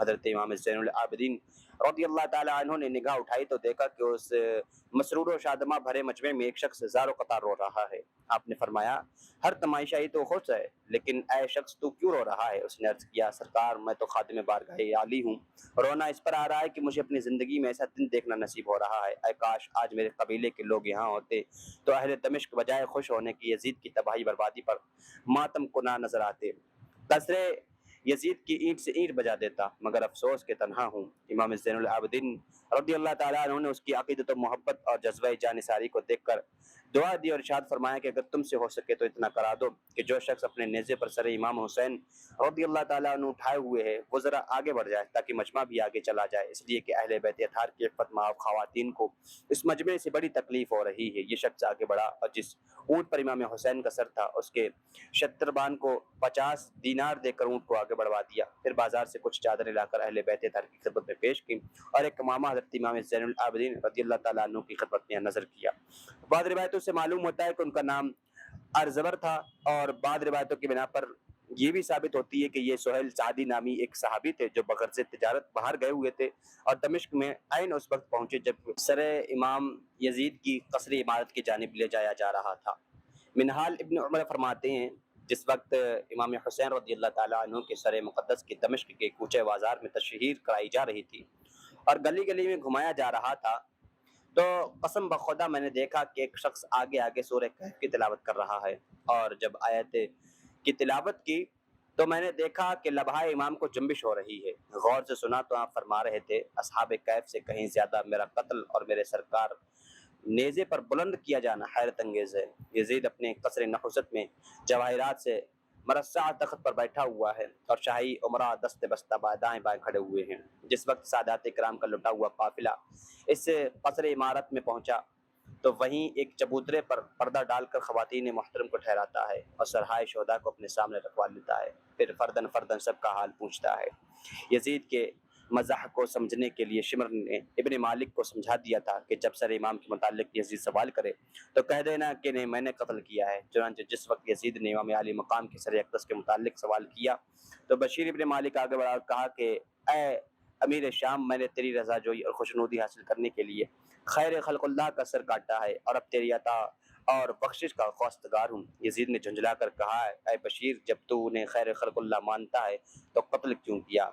ऐ जल्लाद, ले जा और बशीर बिन मालिक को कत्ल कर दे कि झूठा और मक्कार है। जल्लाद ने बशीर बिन मालिक को कसर यजीद से बाहर ले जाकर एक ही बार में कत्ल कर दिया। बशीर उन 10 आदमियों में से था जो मैदान करबला में कत्ल इमाम पर मुत्तफिक होकर आगे बढ़े थे। वाक़या तो हालात पर निगाह डाली जाए तो ये बात बहुत वाज़ेह तरीक़ा पर समझ आती है कि अशक़िया से शहदाए खून नाहक का इंतकाम मिन जानिबिल्लाह करबला से रवाना होने के वक्त ही शुरू हो चुका था और अब खुसूसी तौर पर पूरा ज़हूर हो रहा था। शिमर ने माहौल की अच्छी तरह समझकर शहादत इमाम की तफसील बयान करना शुरू की और जब अपनी शकावत की पूरी दास्तान बयान कर चुका तो यजीद ने एक तश्त में सर इमाम मंगाकर अपने तख्ते निकहत के सामने रखाया और अपने हाथ की छड़ी से लबहाए मुबारक और दंदान शरीफ को मस करने लगा और कहने लगा कि कितने हसीन हैं इनके लब और दंदान के अब भी हसन फूट पड़ रहा है। जालूत नाम का एक यहूदी हकीम था जो यजीद का मुआलिज था। उसने यजीद के सामने सर पाक इमाम हुसैन को देखकर पूछा, अय यजीद, ये किसका सर है? यजीद ने बेहुदा अंदाज में कहा, एक खारजी का सर है। जालूत ने पूछा कि नाम क्या है? यजीद कहता है कि इनका नाम हुसैन है। जालूत ने पूछा कि इन्हें किस वजह से कत्ल किया गया? यजीद कहता है कि इनका इरादा था कि मुझसे तख्त खिलाफत को छीन लें। जालूत कहता है कि यजीद, तुझ पर दुफ है कि तूने उन्हें कत्ल कराया। हकीकत तो यही है कि खिलाफत उन्हीं का हक है। और यजीद, तो क्या जानता नहीं, मैं हज़रत दाऊद अलैहिस्सलाम की औलाद में हूँ और मुझ में और इनमें 40 पुश्तों का फासला है, लेकिन यहूदी आज भी मेरी ताज़ीम करते हैं और मुझसे बरकत हासिल करते हैं। और थोड़ी ही ज़माना गुजरा है कि तुम्हारे नबी ज़ाहिरी तौर पर तुम्हारे दरमियान तशरीफ़ फरमा थे और ये तेरे नबी के नवासे हैं, तूने इन्हें कत्ल किया और अहले बैत नबी को तूने तौहीन की है। ये कहकर जालूत ने तलवार खींची और चाहा कि यजीद पर वार करे, लेकिन लोगों ने रोक दिया। उसके बाद जालूत सर पाक इमाम हुसैन के करीब आया, सर अक़दस को बोसा दिया और कहा कि ऐ इमाम, इन लोगों पर अल्लाह ताला की लानत हो जिन्होंने आपको कत्ल किया। ऐ इमाम आली मकाम, मैं पढ़ता हूँ अशहदु अल्ला इलाहा इल्लल्लाहु व अशहदु अन्ना मुहम्मदन अब्दुहु व रसूलुहु। अपने नाना जान की बारगाह में मेरा सलाम अर्ज़ करें और मेरे इस्लाम व ईमान पर गवाही दें। ये कैफियत देखकर यजीद कहने लगा, मैं अपने मोज़े अमराज की वजह से तेरा मोहताज हूँ, वरना तुझे भी कत्ल कर देता। जालूत ने जवाब दिया कि मैं तुझको शिफा याबी की दवा न दूंगा, बल्कि ऐसी दवाएं दूंगा जो तुझे तबाह बर्बाद कर देंगी।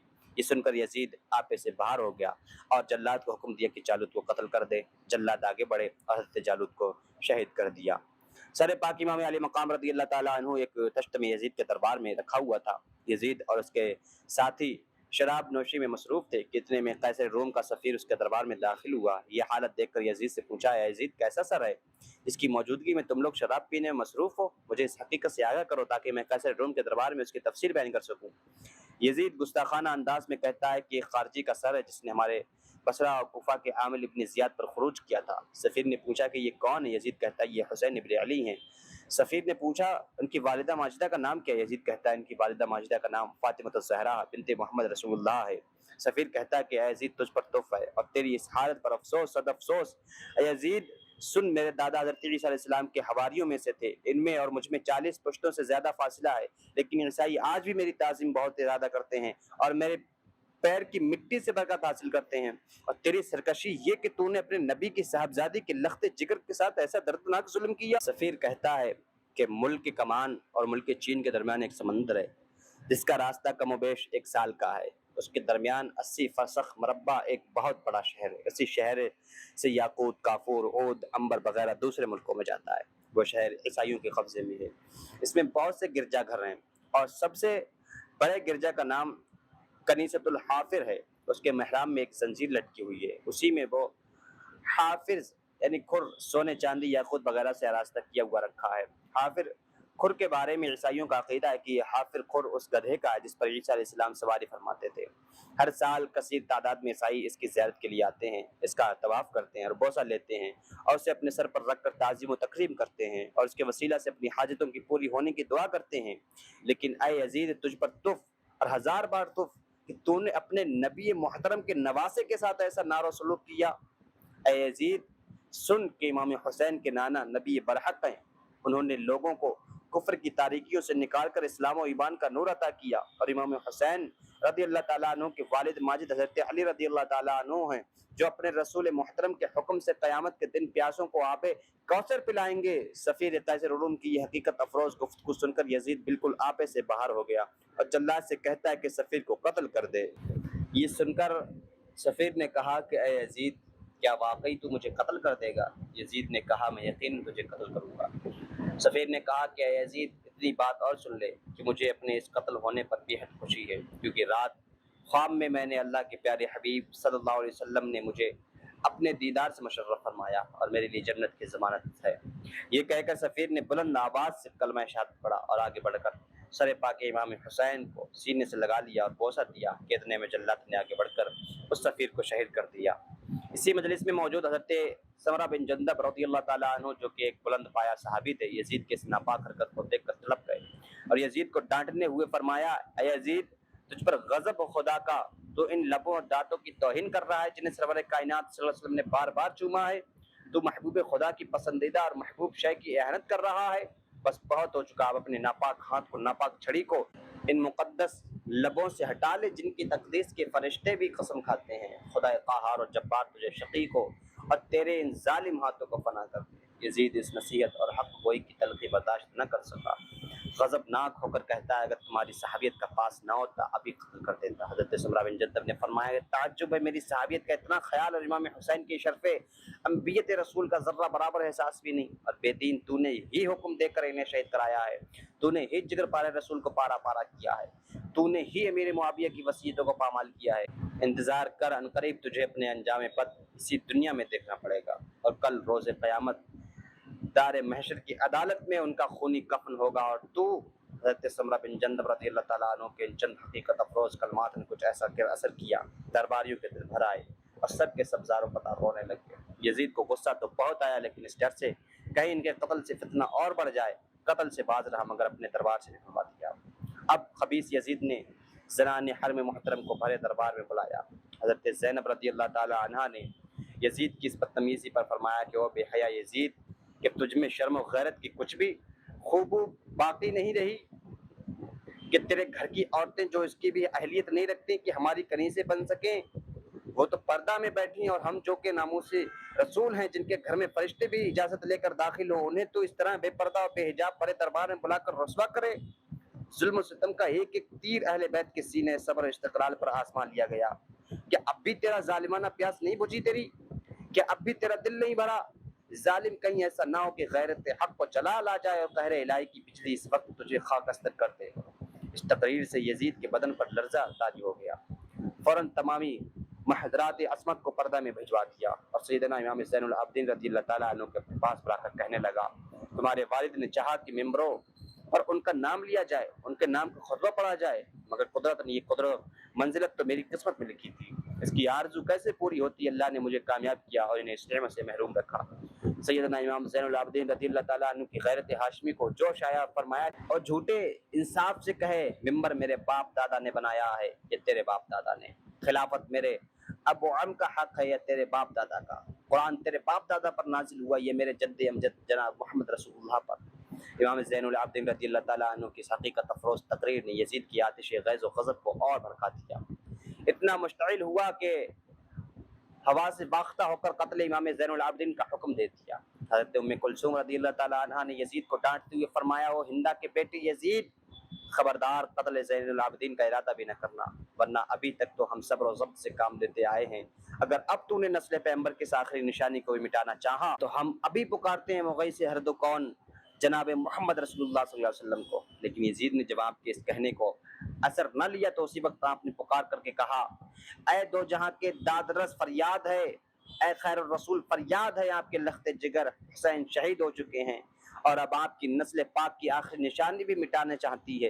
हज़रत उम्मे कुलसूम रज़ियल्लाहु ताला अन्हु की ये फरियाद उसी वक्त बारगाह नबूवत में शर्फ़ कबूल पाती है और यजीद पर ऐसी हैबत तारी हुई कि बदन लरज़ने लगा। फ़ौरन क़त्ल इमाम ज़ैनुल आबिदीन का हुक्म वापस ले लिया और कहने लगा कि इमाम दरबार शाही के आदाब और रसूल का ख्याल रखिए। आपने फरमाया कि मुझे तुझसे क्या लेना कि मैं आदाब शाही का लिहाज रखूँ, ये तेरा और तेरे हवारियों का फ़र्ज़ है। मुझसे ऐसी तवक्को ना रख कर मैं तुझ जैसे फासिक फाजिर का तो बचा लाऊंगा। इतने में यजीद का बेटा आ गया। यजीद कहने लगा कि मेरा ये बेटा और आप उम्र में बराबर हैं, मैं चाहता हूं कि आप दोनों कुश्ती लड़ें, देखें कौन जीतता है। आपने फरमाया अगर तुझे यही शौक है कि मेरी रगों में दौड़ने वाले हाशमी खून की ताकत और कुव्वत देखे तो एक तलवार मुझे दे और एक अपने बेटे को, फिर देख किसका वार कारी है। इतने में यजीद के महले सरा से नौबत बजने की आवाज़ आने लगी। यजीद के बेटे ने कहा, बताओ ये नौबत किसके रंज से है, तुम्हारे बाप की या मेरे बाप की? अभी इसकी ये बेहुदा बकवास ख़त्म भी ना हुई थी कि मस्जिद से अजान की आवाज़ आई। सैयदना इमाम ज़ैनुल आबिदीन रज़ियल्लाहु ताला अन्हु ने फरमाया कि ओ इब्न यजीद, तेरे बाप की नौबत तेरी इसी क़स्र नौसत में बजेगी और सिर्फ इस वक्त तक जब तक नक्कारा सलामत है, लेकिन मस्जिद से मेरे जद्द करीम की नौबत की जो आवाज़ आ रही है, इसकी गूंज फर्श से अर्श तक है, सुबह क़यामत बाकी रहेगी। बता तो सही, अशहदु अन्ना मुहम्मद रसूलुल्लाह मेरे जद्द अमजद के लिए, तेरे बाप दादा के लिए। इमाम ज़ैनुल आबिदीन रज़ियल्लाहु ताला अन्हु की इस गुफ्तगू से यजीद कुछ मुतासिर हुआ, नेज़ उस पर कुछ खौफ का भी गलबा हुआ। कहने लगा, आप मुझसे कुछ फरमाइश करें, मैं उसे पूरी करूँगा। आपने फरमाया, मुझे ये तवक्को तो नहीं कि मैं जो कुछ भी कहूँगा तो उसे पूरा करेगा। अगर तू वाकई अपने कौल में सच्चा है तो मेरे 4 मुतालिबात हैं, उन्हें पूरा कर दे। अव्वल तो ये कि मेरे वालिद मोहतरम के कातिल को मेरे हवाला कर कि मैं उसे कत्ल करूँ। दोम ये कि शहदा के सरों को मुझे दे कि मैं उन्हें ले जाकर जिस्म हाय मुक़द्दस के साथ दफन करूँ। सोम ये कि आज जुमा का दिन है, मुझे इजाज़त दे कि मैं मिंबर पर चढ़कर खुतबा पढ़ूँ। चहारम ये कि हमारे लुटे हुए काफिले को मदीना मुनव्वरा पहुँचा दे। यजीद ने उन चारों सवालों को सुनकर सबसे पहले कातिल इमाम हुसैन के मुतालिक पूछा। लोगों ने कहा कि खौली बिन यजीद है, जो कि बशीर इब्न मालिक का इबरतनाक अंजाम खौली देख ही चुका था, लिहाजा साफ इनकार कर गया कि मैंने नहीं कत्ल किया, बल्कि कातिल सिनान इब्न अनस है। सिनान इब्न अनस अपना नाम सुनते ही झट से बोल पड़ा कि कातिल इमाम पर लानत भेजता हूँ, कातिल हुसैन तो शिम्र ज़िलजौश है। तमाम दरबारी भी तस्दीक करने लगे कि वाकई कातिल हुसैन तो शिम्र ही है, मगर शिम्र भी साफ इनकार कर गया। यजीद ने बरहम होकर कहा कि आखिर किसी ने कत्ल तो किया ही होगा। यजीद के तेवर देखकर शिम्र को भी तैश आ गया। कहने लगा, मैं क्यों कत्ल करने लगा हुसैन को? क्या हुसैन ने मेरी कोई सल्तनत तबाह रखी है? बल्कि असल कातिल हुसैन वो है जिसको खतरा था। अगर हुसैन जिंदा रहे तो मेरी सल्तनत बाकी ना रहेगी।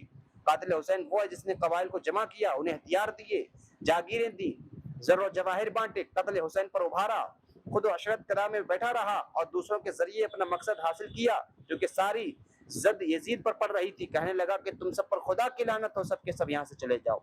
उसके बाद इमाम ज़ैनुल आबिदीन रज़ियल्लाहु ताला अन्हु से कहने लगा, कातिल इमाम का मुतालबा तो दरगुज़र कीजिए, बाकी आपके तमाम मुतालबात मंजूर हैं।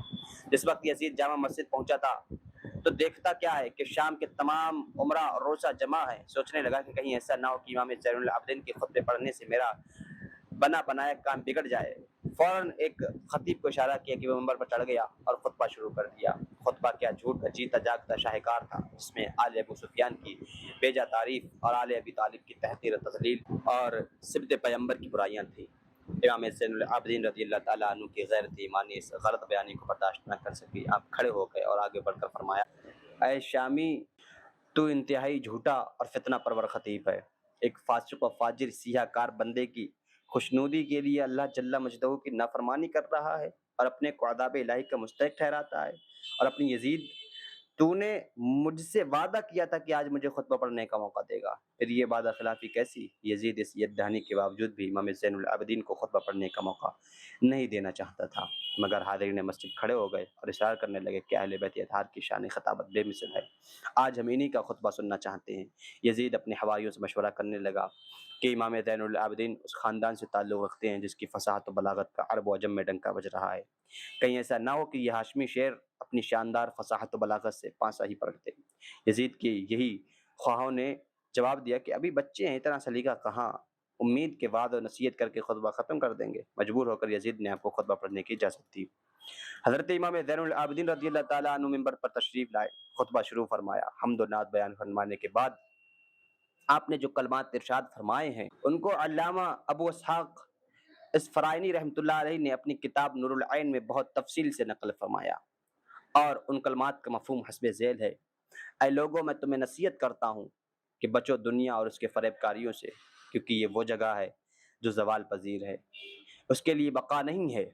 اس نے گزشتہ قوموں کو فنا کر دیا، حالانکہ تم سے زیادہ ان کے مال تھے، ان کی عمریں تم سے کہیں زیادہ لمبی تھیں، ان کے جسموں کو مٹی نے کھا لیا، ان کے حالات پہلے کی طرح نہیں رہے، تو اب تم ان کے بعد دنیا و مافیا سے کس بہتری کی امید رکھتے ہو؟ افسوس افسوس، خبردار، ہوشیار ہو جاؤ کہ اس دنیا سے لپٹے رہنا اور اسی میں مشغول ہو جانا بے فائدہ ہے، لہٰذا اپنی گزشتہ اور آئندہ کی زندگی پر غور کرو، نفسانی خواہشات سے فارغ ہونے اور عمر کی مدت ختم ہونے سے پہلے اس دنیا میں نیک کام کرو جن کا اچھا صلہ تمہیں آئندہ ملے گا، کیونکہ ان اونچے اونچے محلوں سے بہت جلد قبروں کی طرف بلائے جاؤ گے اور اچھے برے کاموں کے بارے میں تم سے حساب لیا جائے گا۔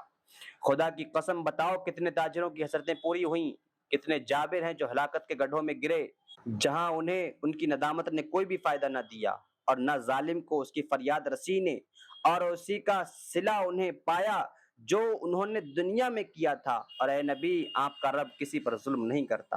اے لوگو، جو مجھے پہچانتا ہے وہ پہچانتا ہے، اور جو نہیں پہچانتا اس سے اپنا تعارف کراتا ہوں کہ میرا نام علی ہے اور میں حسین ابن علی کا بیٹا ہوں، میں فاطمہ زہرا کا لخت جگر ہوں، میں خدیجۃ الکبریٰ کا فرزند ہوں، میں مکہ زادہ اور صفا مروہ کا اور مینا کا بچہ ہوں، میں اس ذات قدسی صفات کا بیٹا ہوں جس پر ملائکہ صلاۃ السلام پڑھتے ہیں، میں اس کا بیٹا ہوں جس کے متعلق اللہ رب العزت نے قرآن مجید میں ارشاد فرمایا: دنا فتدلی فکان قاب قوسین او ادنا۔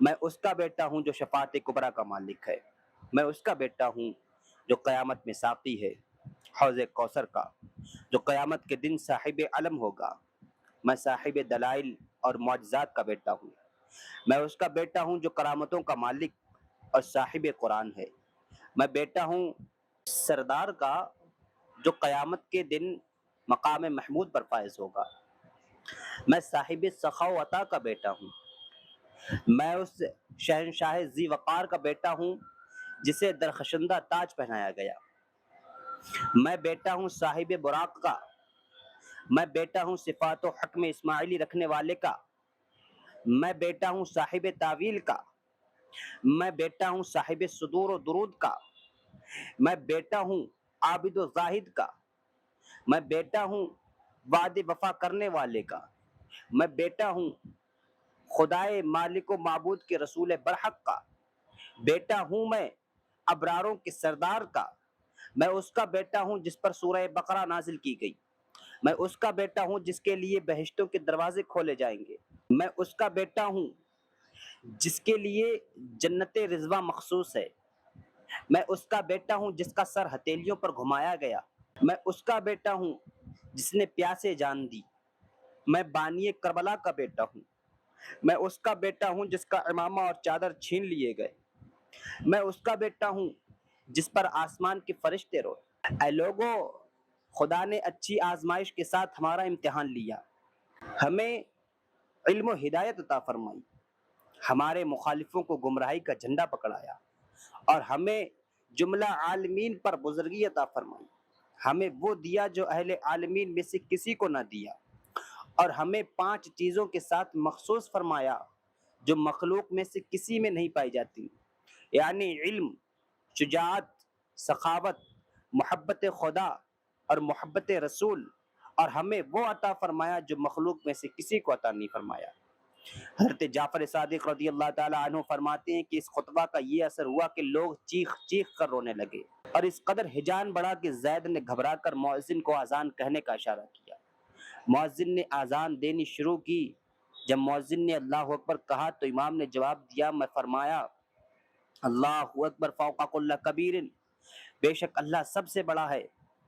پھر مؤذن نے کہا اشہد ان لا الہ الا اللہ، اور جب مؤذن نے کہا اشہد ان محمد رسول اللہ، تو حضرت امام زین العابدین رضی اللہ تعالیٰ عنہ نے فرمایا اے مؤذن تجھے قسم ہے خدا بند قدوس کی، ذرا چپ رہے۔ جب مؤذن خاموش ہو گیا تو آپ نے یزید سے فرمایا اے یزید سچ کہے، کیا محمد صلی اللہ علیہ وسلم میرے نانا ہیں یا تیرے؟ اگر تو کہے کہ میرے ہیں تو تو نے سچ کہا، اور اگر تو کہے تیرے تو جھوٹا ہے۔ یزید کہنے لگا بے شک حضور صلی اللہ علیہ وسلم آپ کے نانا ہیں۔ امام زین العابدین رضی اللہ تعالیٰ عنہ نے فرمایا کہ ظالم، جب تو یہ سب جانتا تھا تو کیوں قتل کیا ان کے کنبہ کو، اور کیوں امالیاں دی ان کے حرم محترم کو؟ یہ سن کر یزید بالکل ہی خاموش ہو گیا، اور اہل مسجد چیخے مار مار کر رونے لگے۔ عالم یہ ہو گیا کہ یزید کو اپنی جان کے لالے پڑ گئے۔ گھبرا کر کہنے لگا اے لوگو، کہ تمہارا گمان ہے کہ میں نے حسین کو قتل کیا ہے؟ اللہ لعنت کرے حسین کے قاتل پر، ان کو قتل کرنے والا عامل بصرہ عبید اللہ بن زیاد ہے۔ اس کے بعد پھر یزید نے حکم دیا کہ جس نے امام حسین کے سر مبارک کو جسم اقدس سے جدا کیا ہے اور جو اس کے مددگار تھے ان تمام کو میرے سامنے لایا جائے۔ سب سے پہلے شیش ربعی سامنے آیا تو یزید نے اس سے کہا افسوس تجھ پر، کیا میں نے تجھے قتل حسین کا حکم دیا تھا؟ شیش ربی نے کہا ہرگز نہیں، اس پر خدا کی لعنت ہو جس نے انہیں قتل کیا، اور اشارہ کیا خولی بن یزید کی جانب۔ یزید نے خولی سے بھی وہی سوال کیا، خولی نے بھی وہی جواب دیا جو شیش ربعی نے دیا۔ غرض یہ کہ سوال و جواب ہوتے ہوتے حسین بن نمیر تک بات پہنچی۔ اس نے بھی انکار کیا اور کہا کہ تو جان کی امان دے تو قاتل حسین کا پتہ بتلا دوں۔ یزید نے کہا امان ہے۔ نمیر نے کہا اے امیر، بے شک یہ کام اس کا ہے جو نشان قائم کرنے والا ہے، مالو زر دینے والا ہے، لشکر جمع کرنے والا ہے، جس نے خطوط بھیج کر وعدہ وعید کرا کے انہیں بلایا وہی امام کا قاتل ہے۔ حسین بن نمیر کے جواز سے یزید مارے غصہ کے آپے سے باہر ہو گیا اور جامع مسجد سے اٹھ کر گھر چلا آیا۔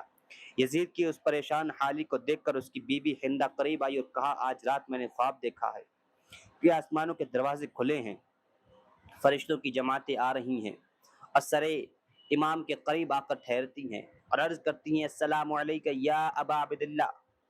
اتنے میں ایک بادل آسمان سے اترا تو اس میں بہت آدمی ہیں، لیکن ایک شخص ایسے ہیں کہ چاند سے کہیں زیادہ ان کا چہرہ روشن و منور ہے۔ وہ آگے بڑھے اور امام حسین کے سر مبارک کے قریب پہنچ کر بہت روئے اور فرمایا سلام تجھ پر اے میرے لخت جگر، افسوس کہ تجھے قتل کیا اور ایک ایک گھونٹ پانی تجھ پر بند کیا۔ تم یہ سمجھتے ہو کہ وہ لوگ تمہیں نہیں پہچانتے ہیں؟ تمہارا نانا مصطفیٰ ہوں، یہ تمہارے باپ علی مرتضیٰ ہیں، یہ تمہارے بھائی حسن ہیں، اور یہ تمہارے چچا جعفر طیار ہیں۔ یزید نے جب یہ پورا خواب سنا تو متفکر ہو کر سوچنے لگا کہ اس کے بعد سیدنا امام زین العابدین رضی اللہ تعالیٰ عنہ کو بلایا اور کہنے لگا کہ امام جو کچھ ہونا تھا ہو چکا، اگر آپ یہاں رہنا چاہیں تو بخوشی قیام فرمائیں، میں خدمت کے لیے حاضر ہوں، اور اگر جانا چاہیں تو سفر کا انتظام کرا دوں۔ حضرت امام زین العابدین رضی اللہ تعالیٰ عنہ نے فرمایا کہ امام علی مقام تو ہم سے جدا ہو ہی چکے ہیں، دمشق میں بھی کوئی ہاشمی قریشی باقی نہیں، ڈھونڈ ڈھونڈ کر قتل کر دیے گئے، اب یہاں رہنے سے فائدہ بھی کیا؟ اب تو یہی تمنا ہے کہ مدینے میں جا کر روضہ رحمت للعالمین کی ٹھنڈی ٹھنڈی چھاؤں میں بقیہ زندگی گزار دوں۔ ایک ہفتہ بعد یزید نے چندہ عمدہ لباس اور کچھ روپیہ حضرت زینب رضی اللہ تعالیٰ عنہ کی خدمت میں پیش کیا اور کہنے لگا، اے زینب، یہ مال و متاع آپ کی مصیبت کے بدلے پیش کرتا ہوں۔ حضرت زینب رضی اللہ تعالیٰ عنہا کو غصہ آیا، فرمانے لگیں، واہ تجھ پر، تجھے شرم نہیں آتی؟ روسیہ، تو میرے بھائی کو قتل کر کے کہتا ہے کہ یہ عوض لے لو۔ یہ کہہ کر آپ نے سب مال واپس کر دیا۔ آخرکار یزید نے 1000 سواروں کے ساتھ آپ کو مدینہ منورہ روانہ کر دیا، اور روانہ کرنے کے وقت سرحائے شہداء کو مشک و کافور سے معطر کر کے حضرت امام زین العابدین رضی اللہ تعالی عنہ کے سپرد کیا۔ سادات کرام کا لٹا ہوا قافلہ دمشق سے روانہ ہو کر جب 20 صفر المظفر کو میدان کربلا میں پہنچتا ہے تو دیکھا کہ لاشاہ شہداء کرام ابھی ویسے ہی بے گور و کفن پڑی ہیں، زخموں سے اسی طرح تازہ خون روا ہے۔ اگرچہ گرمی کی شدت تھی لیکن ذرا بھی فرق نہ آیا تھا۔ امام زین العابدین رضی اللہ تعالیٰ عنہ نے یہاں آ کر قیام فرمایا اور شہداء کرام کے سروں کو ان کے اجسام مقدسہ کے ساتھ ملا کر دفن کیا۔ اگرچہ روایات میں اختلاف ہے، یعنی بعض حضرات کا قول یہ کہ سیدنا امام حسین رضی اللہ تعالیٰ عنہ کا سر مبارک شہر دمشق کے باہر دفن کیا گیا، اسی طرح لاشاہ شہداء کرام کے کفن و دفن کے سلسلے میں بھی اختلاف ہے۔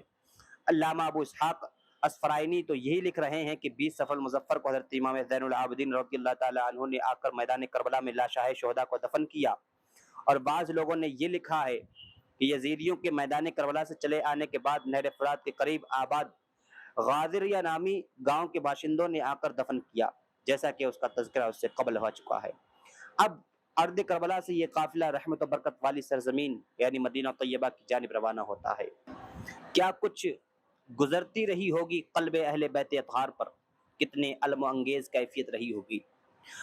ان مظلومین اہل بیت کی قلم میں جسارت نہیں کہ اس کا تذکرہ کیا جا سکے، بس ایک قیامت تھی جو گزر گئی، اور یہ انہی کے عزم حوصلے کی پختگی تھی کہ مسکراتے ہوئے مصائب و آلام کی اس پرخار وادی کی ہر کانٹے کے زخم کو برداشت کر لیا، اور یہ ظاہر نہ ہونے دیا کہ انہیں کوئی تکلیف ہوئی، بلکہ یہ ثابت کر دیا کہ وفا شعاروں کے لیے راہ محبوب کا ہر کانٹا پھول سے زیادہ نازک اور لطف انگیز ہوتا ہے۔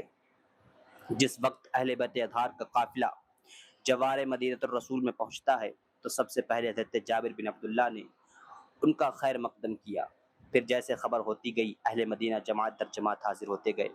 حضرت ام کلثوم رضی اللہ تعالی عنہا کی یہ کیفیت تھی کہ زار و قطار رو رہی تھیں اور زبان پاک سے یہ عرض کرتی جا رہی تھیں، اے نانا جان، ہم آپ کے دیار پاک میں حسرت بھرے دلوں سے لوٹ آئے ہیں۔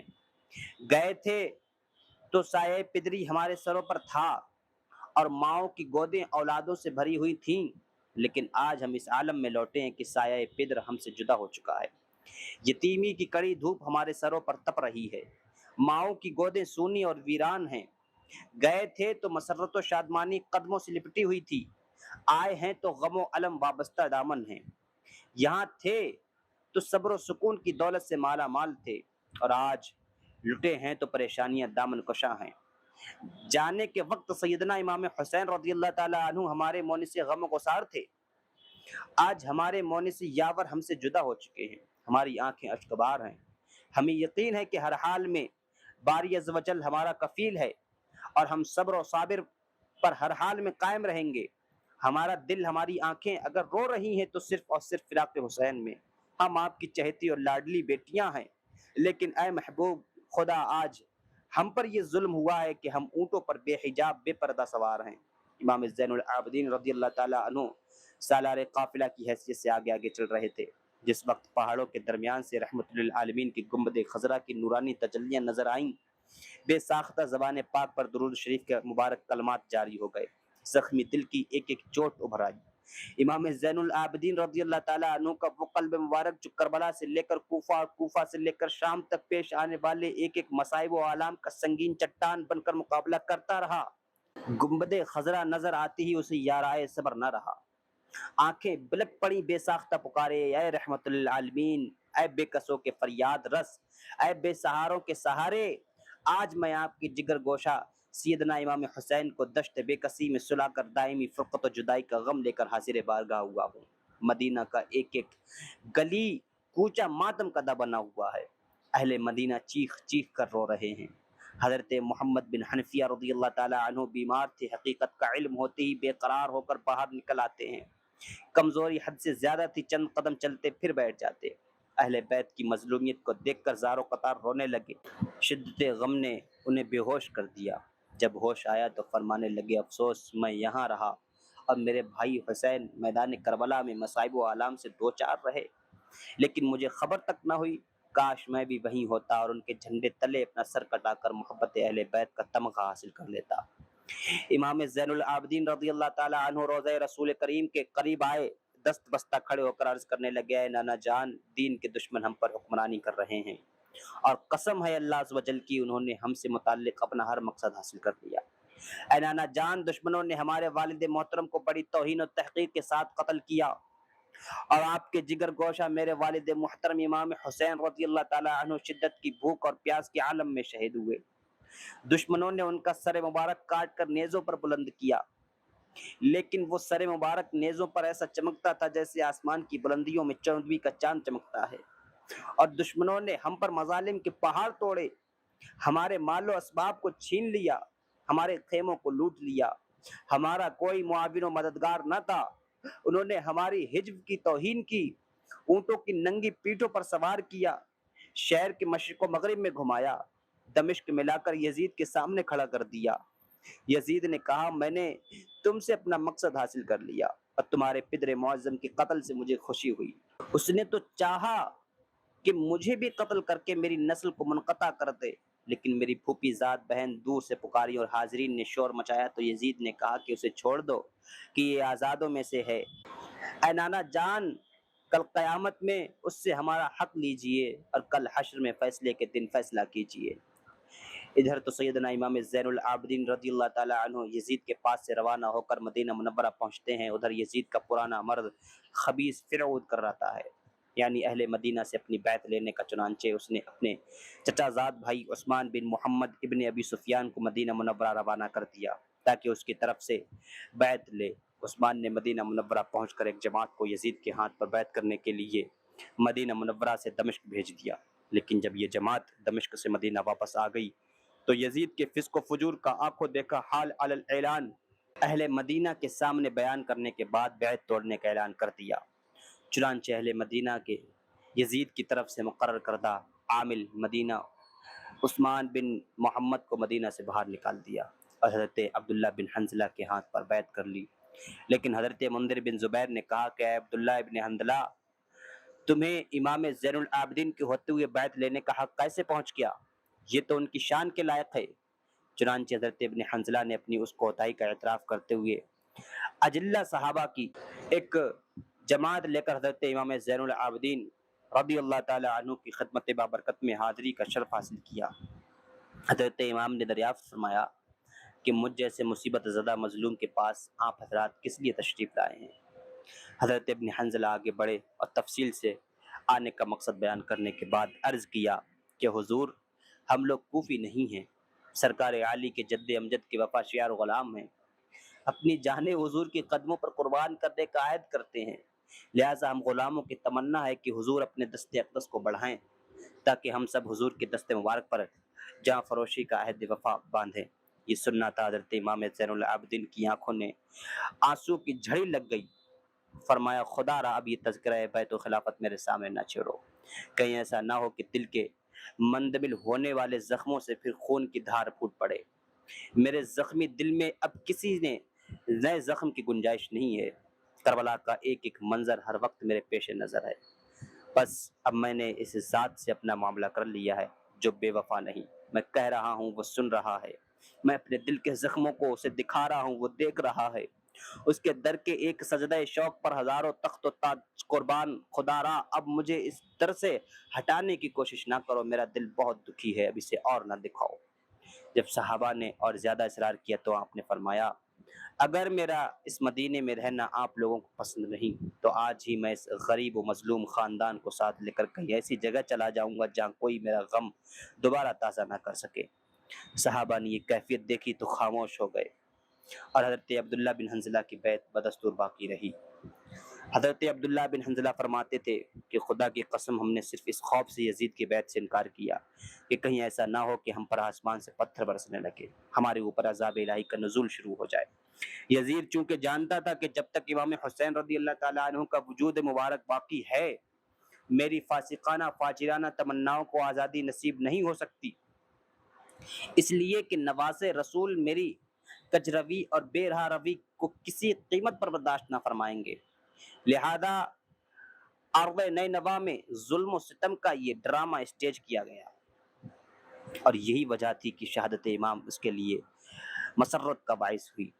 حضرت امام علی مقام کا اس دار فانی سے کوچ کرنا تھا کہ یزید کھل کھیلا زنا، لواطت، حرام کاری، بھائی بہن کا بیاہ، سود و شراب بالاعلان رواج پا گئے۔ جہاں تک اس کی شقاوت اپنے جوہر دکھا سکی، گناہوں اور جرائم کے جتنے گل کھلا سکی، اس میں کوئی کسر باقی نہ چھوڑی۔ یزید کی شقاوت و سیاہ بختی کا اس سے اندازہ لگایا جا سکتا ہے کہ جس وقت اسے یہ اطلاع ملی کہ اہل مدینہ نے اس کی بیعت توڑ دی اور عامل مدینہ عثمان کو شہر سے باہر نکال دیا ہے، تو آگ بگولہ ہو جاتا ہے اور مدینہ منورہ پر حملہ کی تیاریاں شروع کر دیتا ہے۔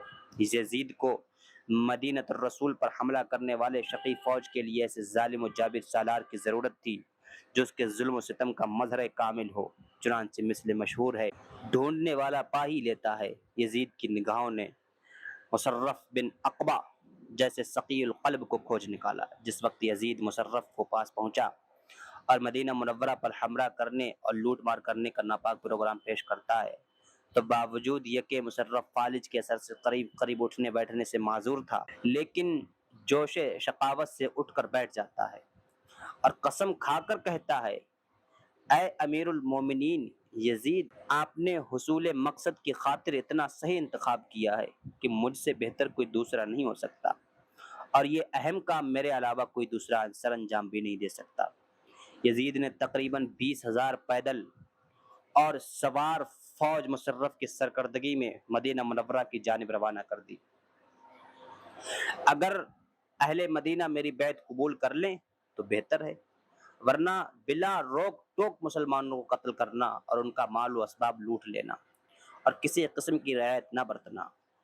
خبیث مصرف خود تو انتہائی سنگ دل جابر ظالم تھا ہی، لیکن یزید کے اس حکم نے جلتی پر تیل کا کام کیا۔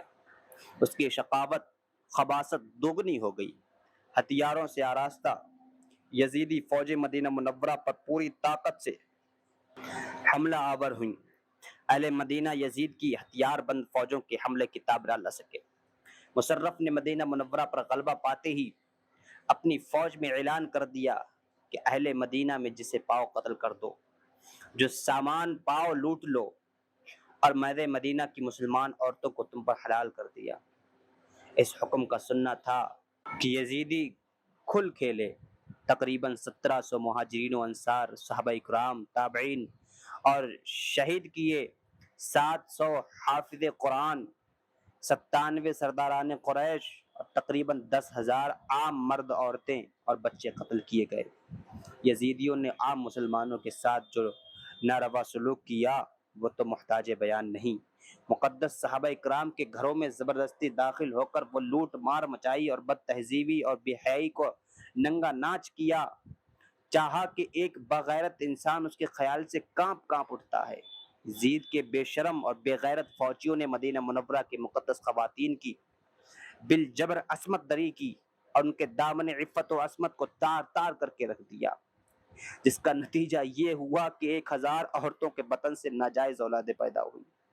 وہ مقدس مسجد نبوی صلی اللہ علیہ وسلم جس کے فرش خاکی کو قدم ناز رسول ہی نہیں بلکہ سید المرسلین کی روشن پیشانی چومنے کا بھی شرف حاصل ہے، جو نبی آخر الزماں کی باعظمت صحابہ اکرام کی مقدس عبادت گاہ ہے، جس میں ایک نماز کا ثواب 70 نمازوں کے برابر ہے، جس کا ایک ٹکڑا جنت کی کیاریوں میں سے ایک کیاری ہے، آج یزیدی کتے اسی مسجد مقدس کی ستونوں سے اپنے گھوڑے باندھے ہوئے ہیں۔ کئی روز تک مسجد نبوی کتوں، بلیوں اور گھوڑوں کی لید سے آلودہ رہی۔ آج کے یزیدی جو یزید کی حمایت میں نہ جانے کتنے خود ساختہ باطل دلائل کا اظہار کرتے رہتے ہیں، کیا یہ بتانے کی زحمت گوارا کر سکتے ہیں کہ یزید کو عداوت تھی تو اہل مدینہ سے، اس لیے کہ انہوں نے اس کے بیعت سے انکار کیا تھا، لیکن مسجد نبوی نے اسے کیا نقصان پہنچایا، اس کی کون سی سلطنت پر قبضہ کر رکھا تھا جس بنا پر مسجد نبوی کی حرمت و تقدس سے ایسا شرمناک، گھنونا اور ناپاک کھیل کھیلا گیا جس کی نظیر رہتی دنیا تک نہ مل سکے۔ یزید کی یہ کیسی مسلمانی تھی کہ بنام اسلام خلافت کا دعویٰ اور مرکز اسلام کی کے ہاتھوں یہ ذلت و رسوائی۔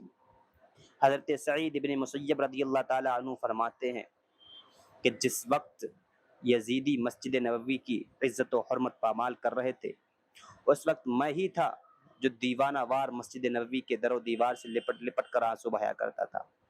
شامی مجھے دیکھتے ہنستے ہوئے کہتے گزرتے کہ یہ دیوانہ یہ نہ جانے کیا کرتا رہتا ہے۔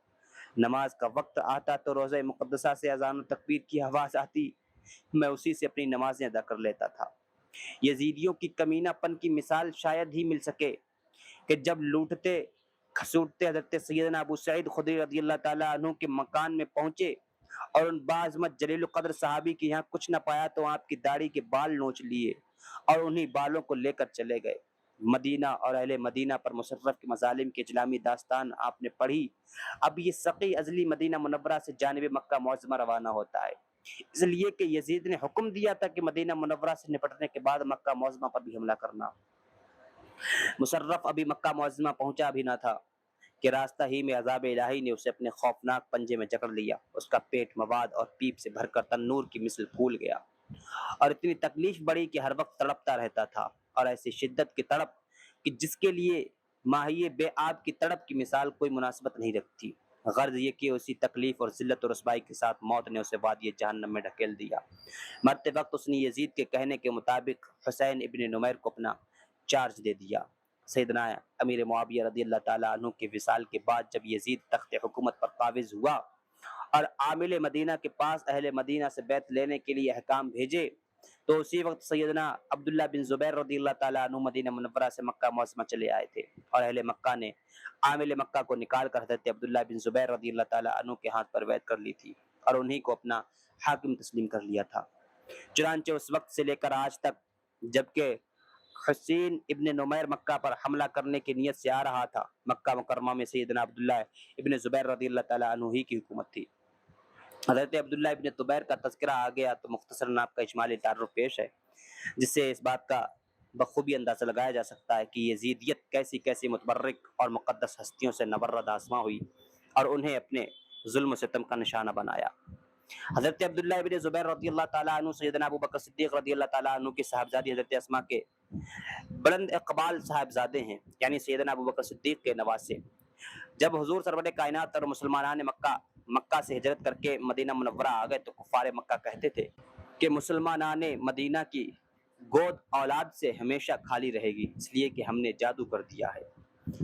ہجرت نبوی کے 20 مہینے بعد مسلمانوں میں سب سے پہلے جس بچے کی پیدائش ہوئی وہ حضرت عبداللہ ابن زبیر ہیں۔ آپ کی پیدائش سے خود حضور کو اور مسلمانان مدینہ کو انتہائی مسرت ہوئی تھی۔ حضرت اسماء رضی اللہ تعالی عنہا جب آپ کی سرکار کی خدمت اقدس میں لے کر حاضر ہوئیں تو حضور نے اپنی گود میں لے کر ایک کھجور دندان مبارک سے کچل کر آپ کے منہ میں ڈال دی اور تالو پر لگا دیا، نیز دعائے خیر و برکت فرمائی۔ یزیدی فوجیں مدینہ منورہ میں اپنی کمینگی کا کھلا ہوا مظاہرہ کرنے کے بعد حسین ابن نمیر کی سرکردگی میں مکہ معظمہ پر حملہ آور ہوئیں۔ جس وقت یزیدی فوجیں مکہ مکرمہ پہنچی، پہلے تو حضرت ابن زبیر نے مکہ معظمہ کے باہر ہی حملہ آوروں کا مقابلہ کیا، لیکن حالات کو سازگار نہ پایا تو شہر میں واپس آ کر دروازے بند کرا لیے۔ یزیدیوں نے چاروں طرف سے مکہ معظمہ کا محاصرہ کر لیا۔ ان کی نگاہ بد میں نہ تو مدینہ الرسول کی کوئی عظمت وقت تھی اور نہ ہی بیت اللہ شریف کی۔ یہاں بھی اپنی خباثت اور کمینہ پن کے اظہار میں کسر نہیں اٹھا رکھی۔ منجنیق کے ذریعے خانہ کعبہ پر مسلسل اتنی کثرت سے سنگ باری کی کہ صحن کعبہ میں ہر طرف پتھروں کے ڈھیر نظر آتے تھے۔ مسجد حرام کی کئی ستون شہید کر دیے، غلاف کعبہ جلا دیا، بیت اللہ شریف کے دروازے پر پردہ نکال کر آگ میں ڈال دیا۔ یہاں تک کہ وہ مینڈا جو جنت سے حضرت اسماعیل علیہ السلام کی فدیہ میں آیا تھا، اس کی دونوں سینگیں خانہ کعبہ کی چھت میں لگی ہوئی تھیں، یزیدیوں نے ان کو بھی نہ چھوڑا، جلا کر خاک کر ڈالا۔ غرض یہ کہ کئی دن تک خانہ کعبہ بغیر لباس کے رہا۔ اچانک ایک دن غیرت حق کے جلال کے آثار آسمان سے ظاہر ہو گئے۔ انتہائی تیز اور پریشان کن ہوا چلنے لگی اور آسمان سے آگ برسنے لگی۔ جس منجنیق کے ذریعے خانہ کعبہ پر سنگ باری کی جا رہی تھی، وہ منجنیق اور اس کے چلانے والے سب کے سب جل کر خاک سیاہ ہو گئے۔ ابھی یزیدی اس قہر الہی کو دیکھ کر سہمے ہوئے تھے کہ اسی دن ان کو یزید پلیت کی موت کی اطلاع ملتی ہے۔ حسین ابن نمیر اور اس کے کمینے ساتھی ابھی مکہ معظمہ اور مکہ مکرمہ کی عزت و آبرو سے جی بھر کھیل بھی نہ سکے تھے کہ مرگی یزید نے ان میں انتشار پیدا کر دیا۔ یزید کے شامی فوجیں انتہائی سراسیمگی کے عالم میں بھاگ کھڑی ہوئیں۔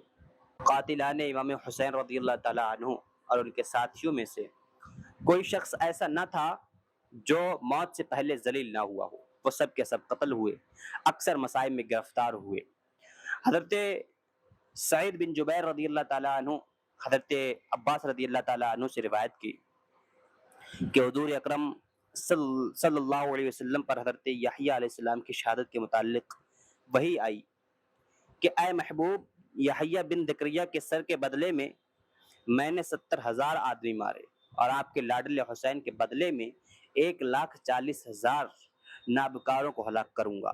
صحیفہ رضویہ جو حضرت علی موسیٰ رضا رضی اللہ تعالیٰ عنہ کی تصنیف کردہ ایک بہترین کتاب ہے، اس میں آپ نے تحریر فرمایا کہ قاتلین امام حسین رضی اللہ تعالیٰ عنہ ایک آتشی تابوت میں ہوں گے، لوہے اور آگ کی زنجیروں سے ان کے ہاتھ پیر بندھے ہوں گے، اور اس تابوت سے اس قدر بدبو آتی ہوگی کہ دوزخ کے فرشتے بھی خدا سے پناہ مانگیں گے۔ یزید کے مرنے کے بعد اس کا مشیر کاروں نے زبردستی اس کے بیٹے معاویہ بن یزید کو تخت پر بٹھا دیا۔ اگرچہ وہ برابر انکار کرتا رہا، معاویہ بن یزید ایک صالح اور متقی شخص تھا۔ اراکین سلطنت کے اسرار سے مجبور ہو کر تخت حکومت پر بیٹھ کر ایک خطبہ پڑھا، جس میں اس بات کا صاف اعتراف و اعلان تھا کہ خلافت نہ تو میرا حق ہے، نہ تو میرے باپ دادا کا حق تھا، لہٰذا میں تخت خلافت سے دستبردار ہوتا ہوں۔ یہ اعلان کرنے کے بعد معاویہ بن یزید نے جو گوشہ نشینی اختیار کی تو 40ویں دن انتقال کے بعد ہی اس گوشہ سے نکلے۔ معاویہ بن یزید کے انتقال کے بعد مروان ابن حکم اپنی چالاکی اور عیاری سے تخت پر قابض ہو گیا، لیکن اسے زیادہ دن حکومت کرنے کا موقع نہ مل سکا۔ 65 ہجری میں موت نے اسے بھی آ دبوچا۔ مرتے وقت اس نے اپنے بیٹے عبد الملک بن مروان کو اپنا جانشین بنا کر شام و مصر کی حکومت اس کے حوالے کر دی۔ اس وقت کیفیت یہ تھی کہ حجاز و اطراف حجاز میں حضرت عبداللہ ابن زبیر رضی اللہ تعالیٰ عنہ کی خلافت قائم تھی، اور یہ شام مصر میں عبد الملک ابن مروان کی حکومت تھی۔ کوفہ پر نہ تو حضرت عبداللہ ابن زبیر رضی اللہ تعالیٰ عنہ کا اثر و اقتدار تھا اور نہ ہی عبد الملک ابن مروان کا۔ عجب کشمکش کی حالت تھی۔ اس صورتحال سے فائدہ اٹھاتے ہوئے مختار بن عبید ثقفی نے کوفہ پر اپنا پورا تسلط جما لیا۔ یہ مختار بن عبید ثقفی وہی شخص ہے جس کے یہاں امام مسلم نے سب سے پہلے قیام کیا تھا، اور اسی کے مکان میں اہل کوفہ سے حضرت امام حسین کی بیعت لی تھی۔ مختار بن عبید ثقفی نے برسر اقتدار آتے ہی اس بات کا قطعی عہد کیا کہ کربلا ظالموں میں سے ایک کو بھی نہ چھوڑوں گا، اور خون امام حسین رضی اللہ تعالیٰ عنہ کا پورا بدلہ لوں گا۔ چنانچہ مختار نے یہ کیا کہ سب سے پہلے ان ظالم کمینوں کو گرفتار کرایا جنہوں نے قتل امام کا بیڑا اٹھایا تھا۔ لہٰذا اس سلسلے میں سب سے پہلے شمر اور ابن سعد گرفتار کر کے مختار کے سامنے پیش کیے گئے۔ مختار نے دیکھتے ہی پوچھا کہ تم لوگ وہی ہو نا جن کے حکم سے ساقی کوثر کے نواسوں پر پانی بند کیا گیا اور کربلا کی تپتی ہوئی ریتیلی زمین پر تڑپا کر شہید کیا گیا؟ اے ابن سعد، اے شمر، سچ بتانا کہ اس ظلم بے حد کے بدلے تمہیں کتنی دولت ملی؟ ظالموں، تمہیں ذرا بھی غیرت نہ آئی کہ جن کا کلمہ پڑھتے تھے انہی کے نواسے پر یہ ظلم و ستم؟ جلاد، ان دونوں کمینوں کو میرے سامنے تڑپا کر ذبح کر، تاکہ ان کی عبرت ناک موت دوسروں کے لیے سبق آموز ہو۔ موت کے خوف سے دونوں خبیث کانپنے لگے، چہرہ زرد ہو گیا، گڑ گڑا کر رحم کی درخواست کی اور کہا کہ ہم نے از خود کوئی کام نہیں کیا بلکہ ابن زیاد نے ہمیں حکم دیا تھا۔ مختار نے کہا تمہیں اور رحم کی بھیک دی جائے؟ ناممکن، جب تمہیں رحمت للعالمین کے آل پر رحم نہیں آیا تو مختار کو تم پر رحم نہیں آ سکتا۔ رہ گیا ابن زیاد کا معاملہ، اسے بھی چھوڑا نہیں جائے گا، تم آگے چلو، ابن زیاد بھی تمہارے پیچھے آ رہا ہے۔ اے جلاد، اب زیادہ دیر کرنے کی ضرورت نہیں، انہیں فوراً قتل کر تاکہ جتنی جلدی ہو سکے زمین ان کے ناپاک بوجھ سے ہلکی ہو جائے۔ عمر سعد اور شمر کے قتل کے بعد مختار نے حکم دیا کہ میدان کربلا میں جتنے لوگ ابن سعد کے ساتھ نواسۂ رسول کے مقابلے میں گئے تھے انہیں جہاں پاؤں قتل کر دو۔